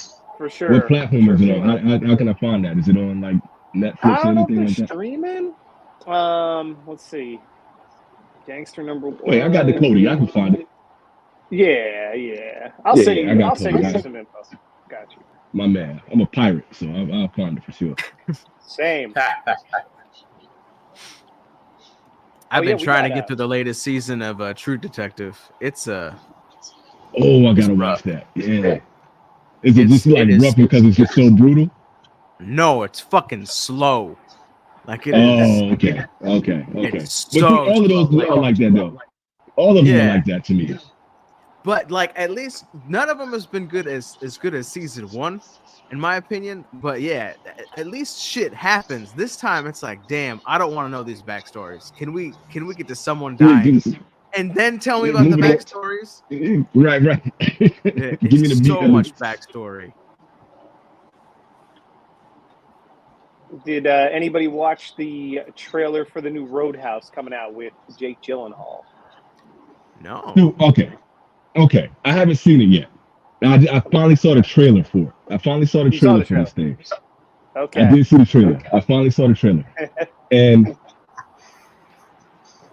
I don't know how I feel about it, man. Because I don't know. It maybe it's not meant for me because most of it's like Jake Gyllenhaal with his shirt off the majority of the time. And I don't know if you ever gonna top like Patrick Swayze like ripping out somebody's throat. Like how you can't, like it's hard to get that 80s vibe. Like that's one of those when the show comes on, like when I do 80s remote, I gotta do Roadhouse. You know what I'm saying? That's like it's hard to recreate that energy you got from the 80s, man. Yeah. I don't know, man. If he's gonna take his shirt off as much as Ryan Gosling in Barbie, then he better at least do the karate scene in front of the lake. If he is not practicing karate in front of the lake like Patrick Swayze did, I don't want it. With a household fight like Ed. But so I'm thinking this is just gonna be like can they get the whole like it's just like some dude just beating up everybody, or they gonna get that 80s vibe? You just got a dude just wrecking shop through this small town, like breaking arms and punching people in the nose. Are they gonna be able to get that feeling again? So we're gonna see. I'm actually interested to watch this one though. It's legendary, man. It doesn't need to be done. There's just I know, man. I feel you. It just shows like everything's just regurgitated, just a repeat, just trying to capitalize off the nostalgia and love from the original. That's all it is. And let a classic be a classic. It's the same thing with they're doing the new Beverly Hills Cop. with Eddie Murphy, and they brought everybody back. But you're not gonna get the same vibe that you had from OG Beverly Hills Cop. It's the same thing when they did. What was the Coming to America 2? That was horrible. It was disgusting. And it was so bad. You can't do those movies anymore. Like you just can't. It was a different time, man. And that's what made like John Wick so good. There we go. I gotta watch Iron Claw. I gotta watch it. That being said, I know I know Matt is, he's not really familiar with the lore behind, the Von Erichs and whatnot, but the way everybody's talking about this, like they really got the relationship between the brothers down pat and their relationship with their father. And that was just, that's when wrestling was at its heyday. You know what I'm saying? Like, so I'm really like, the actors in it are really good. Like all the actors are solid. They look the part. They look like the Von Erichs for the most part. I'm hype about this, DJ. I gotta watch it, man. It sounds like you like it too, DJ. It's a good movie. I was looking into it more afterwards. They combined two of the brothers. I don't know if they didn't want to tell another story, but one of them is kind of missing, and he's part of two guys. Ah, okay. But you know how to do that. Like you got 2 hours to tell a story about all these brothers. You know what I mean? So you got to kind of condense it a little bit. And there was already 5, so they didn't want to do like 6. Like I get it, but yeah, it's interesting. You got to try to keep those attention spans. For sure. Yeah, that's a good point. That's a good point. I can see that. But even before the writer's strike, though, like a lot of the writers in general, like nobody was even trying. Everything was regurgitating some former IP that was a hit, and then it's like everything. It was before the writer's strike, and the writer's strike just made it even more difficult. And they were just like they were going to lean into, especially after the whole reality thing died down. Like people didn't want to do the reality thing anymore. So it's like, okay, well, the only other option we got is to make comic book movies, and then like B-level horror movies, and that's the only thing that was coming out of Hollywood is remake comics, B-level horror. That's all we were getting. I don't know anything about it. I haven't seen the trailer. I don't know anything. I haven't even seen the trailer on that one, man. Bro, we talk about that on the back, bro. Lucifer's back. I can't wait to see Peter Stormare as Lucifer again, bro. I love him as Lucifer. That guy's tight. Great actor. That guy's awesome. Bad Boys, Lucifer. Always enjoy it, man. He's a good actor. Did you guys see Self-Reliance? No. It's got I can't think of the guy's name. Nick from New Girl and Anna Kendrick. The guy enters into a competition supposedly on the dark web where he has to survive for 30 days while people try and hunt him down. Oh yeah. It's wacky. It's wacky. It's pretty good. I'm gonna watch it when I go inside tonight. Why? Yeah, I'm down for that. Anna Kendrick too. Yeah. He can't be killed unless he's completely alone. So he like hires a homeless man to just be with him all the time. So it's wacky, but it's pretty good. All right. See Peter's comment, Michael. You saw? Yeah, I saw Peter's comment. I don't care. Still a chance, baby. No, I watched last week. I was there. I took a customer to go watch a game, and I got to watch Sidney Crosby and the Penguins play the Knights, and the Knights won.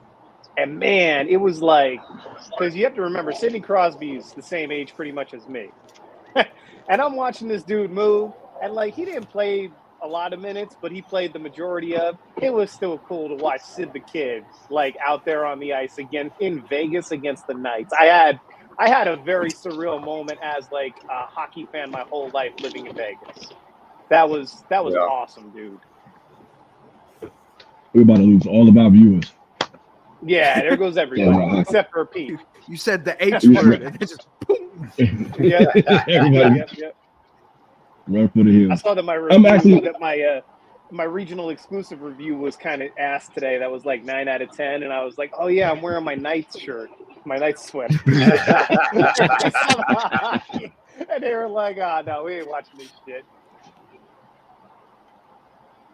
I'm actually interested in doing a remake on Spawn, man. I think it's about time because the last one they had was the Michael Jai White joint with John Leguizamo.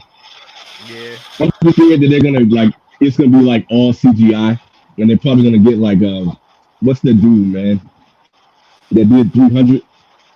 What's that guy? He just did the movie that just came out. He did 300, and he did the Star Wars. The director. Zack Snyder. They're probably gonna get him. Yeah, they're probably gonna get him, and it's gonna be like all CGI blood and shit. Actually, for the remake or recreation or reimagining of Spawn, it's at this point it looks like Todd McFarlane's going to be doing everything. At this point, really? Okay. So if that's the case, I have very high hopes for it. That movie was corny as hell, but I still was such a diehard Spawn fan, especially from the cartoons, because that shit was like X-rated in the 90s, and it was cool as shit when you were a kid to watch that. The cartoon is amazing. Like the 2 seasons of that cartoon are probably the best 2 seasons of any animated superhero thing ever for HBO. Bro, I grew up watching that. I became a man watching that. Let me tell you. It came out like 97, 98. We're like 10, 11 years old. It was amazing. Oh yeah. Michael had his Doom popcorn. It was like between that and the San Jose Sharks versus the New Jersey Devils. Oh, they're redoing. Did you hear about they're redoing the Max too? Did you guys watch the Max cartoon back in the day? That was like it was like Image Comics. It was like we had to really be in the comics. And they're redoing that. And I think Channing Tatum is going to be like the lead actor in that joint too. All right. He's doing. I mean, if it's got Channing Tatum in it, I'm a little scared. You know what I'm saying? Yeah, I know. And he's the lead on it too. But he was supposed to be like really into the Max back in the day. And that was like his thing. So he was like, I want to do this one. I want this to be like my Wolverine type thing. So we're gonna see. Okay. And what are you smoking, Enzo? Is it still that same? Is it the Fink cigar? Didn't he have a Fink? I think he did, bro. Smoking that Charles thing. Yeah, I don't know if they're planning on bringing the extra añejo back, but they did just do the regular release of it this year. No, they are, dude. You know they're releasing this one. They just re-released the Amazon again. And they give them about a year or two, and they were like, "Hey, we got extra añejos right now." You know that's what's coming. That's what they're doing, right? Because that shit sold like hotcakes. For sure. Yeah. They're doing that again. They're just setting us up for it. And just smoking the 20-acre farm. Yeah, I just love mine out. Yeah. Did the same thing. The wrapper on it started to break down towards the end, but it was still a delicious cigar, man. I saw somebody made a comment about something that Jordan Peele did. What is Jordan? Yeah, Peele? Fred. Yeah, Fred said that. New Monkey Man movie? I haven't seen that. Not familiar. I gotta say, man, I'm kind of like I'm on the fence with Jordan Peele, man, especially after what was the last one he did with the living flying saucer thing? Nope. Yeah, nope. Nope. It just didn't hit for me, man. And like I get where he's coming from with I get what he's doing with the Alfred Hitchcock kind of style. Like I dig it, but none of them have lived up to the first movie. Like Us was mid to me, you know, and Nope was mid too. Great actors, and I understand what he's doing with the storytelling, but it like he goes like up and down. It's like some really dry moments, and then sometimes the stories don't really make sense. You're just like, okay. Sometimes, like the whole time. Yeah, I feel you. I really enjoyed Us. I thought that it was, a bit of a stretch for sure, but I thought that it was very creative. Yeah. I like the idea. The concept was there. The concept is there. I like that, that he's trying to put like social, commentary in there too. But something about the delivery is always off to me with him, man. The Hands Across America references, like it was just, I don't know. I really enjoyed it. The magic portal underneath Coney Island that no one knew was there for a billion years. Yeah, that was amazing. Great. Well, yeah, like everybody had a replica underground that were being fed rabbits, but nobody knew except for the government. Spoiler alert. Yeah. And that's a good way to put it. That he lives in his own brain. Like he's a creative dude, and like he had it's the execution of his thoughts that just doesn't come across to me. As long like as you the concept. think about it, it's great.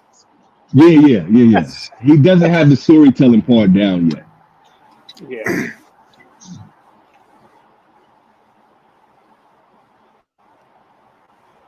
Nice. How the hell did they do that? Nice.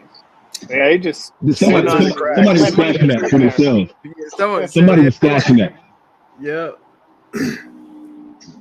It'd be like, yo, how did this get here? Somebody was like, damn, I forgot I had that back there. They that's all that was. Somebody had a stash. The daytime working clerk got in there and he was like, shit, they finally found it. Yeah. That's like, all that was. Cigar week. Yeah. They found that man's stash, yo. That's all that was. Yeah. Yep. That would happen to us like as a butcher, man. Like, we would like cut different things and we would vacuum seal meat and somebody would have like a stash in the background. Like, where the hell all these hanger steaks come from? Oh. Another Tenacious D movie. That'll be tight. Oh, God. I'm sorry, bro. That was like one of the worst concerts I ever watched live. Really? Tenacious D? Oh, yeah, bro. I was so upset with my wife for that one. I was like, what is this? But she loves Jack Black. And I'm just like, man, this is terrible. He's talented, man, but it's just like, I don't know if I could sit through that the whole time either, man. I don't know. No, man. They were playing their cartoons and stuff. They're the disgust on your face right now, Michael, just thinking back to They didn't even do a cock push-up. You only need to do one. Right. Like, that's the thing. I mean, don't get me wrong. I'm a fan. I was a fan, at least. And then I saw him live. But you know what? Another band that was really disappointing live for me that I thought was going to be good, Incubus. Incubus, I thought was going to be awesome. Incubus. They were terrible live. I don't know if they were just off that night or whatever. Love listening to them on a long drive, right? Very, very chill music. Live, could not get into it. Yeah, I went through an Incubus phase in the 2000s. I don't know if I would ever go to a concert, though. So, yeah, I don't know if I could do that. Stellar's a cool song. That's about it. Drive? Yeah, Drive was solid. Yeah, that's what put me on to it. I never really liked the guy's voice all that much. So, something about the way it hits my ears. I don't know. It's never been a huge fan. Dude, bro, I had tonight will be the night that I will pray with you. Same thing, kind of same vibe. Bro, I had more fun. I couldn't sit through Coldplay. There's no way. You two and Coldplay put a bullet to my head, man. I can't. I couldn't. I know people love Coldplay. Man, I don't know if I could sit through a concert of it. That'd be too much. Put me out my misery, man. My wife loves Coldplay. My wife loves Coldplay. I would go to a concert for her, but yeah, I just give you props for going, Peter. I just give you props, Scientist? Man. Amazing song. I would be in a fight. Like, I would just fight their fans. I would just fight everybody, dude. I would just knock somebody the hell out, dude. Like, I would rather go to a Cowboys game than do that shit, man. Like, no. No. Where's Texas Taurus? Or no, he's a Texas fan. John is a Cowboys fan.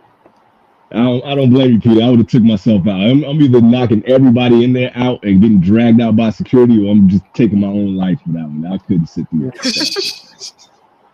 Yeah, the things that we do for our wives. Yeah, man. Do for love, yes. Man. That is love. All right, guys, we are at 3 hours. We have hit the 3-hour mark. Nice. Not a lot of movies going on anyway, man. So it was a pleasure. Yeah. I got my daughter sitting by the door. She want me to come inside anyway. For sure, man. Great chilling, guys. Oh, I forgot cigars. Yeah, Fred is a Cowboy fan too. My bad, Fred. That was an early playoff exit. Sorry, Fred. JT has some sick tracks, though. I like JT more than I like Coldplay. I'll just say that. His concert is through, man. Yeah, but I can tolerate that a whole lot more. At least I know some songs from like the 2020 and all that. But like, and then maybe. Yeah, maybe. The Gurkha was amazing. Holy shit! I just said those words, but it was incredible. Man. Again, it was amazing. Yeah, shout out to Gurkha. Yeah, 20 years ago. 20 years ago. All right, guys. Great stream. Freaking everybody, thanks for chiming in. If you're watching this and you're not subscribed to the infamous Smoke Show channel, please subscribe to that. To help grow the channel. We just want to see how big it could get. And yeah, and also it's easier for everybody in the chat to communicate with each other. Like we can communicate with everybody here because we have it all just filtered into StreamYard. But for everybody to talk to each other, it's easier to just like go to the main infamous Smoke Show channel. So yes, sir. Be the infamous. You heard of us. Are we back in 2 weeks? Should be. That's the plan. Every 2 weeks. We'll see y'all in 2 weeks. Same bat time, same bat channel. All right, I'm gonna do that. We got an outro. We got an outro. Let's get the outro. We got an outro. Stick around for the outro. All right. See you, everybody. Good night, baby.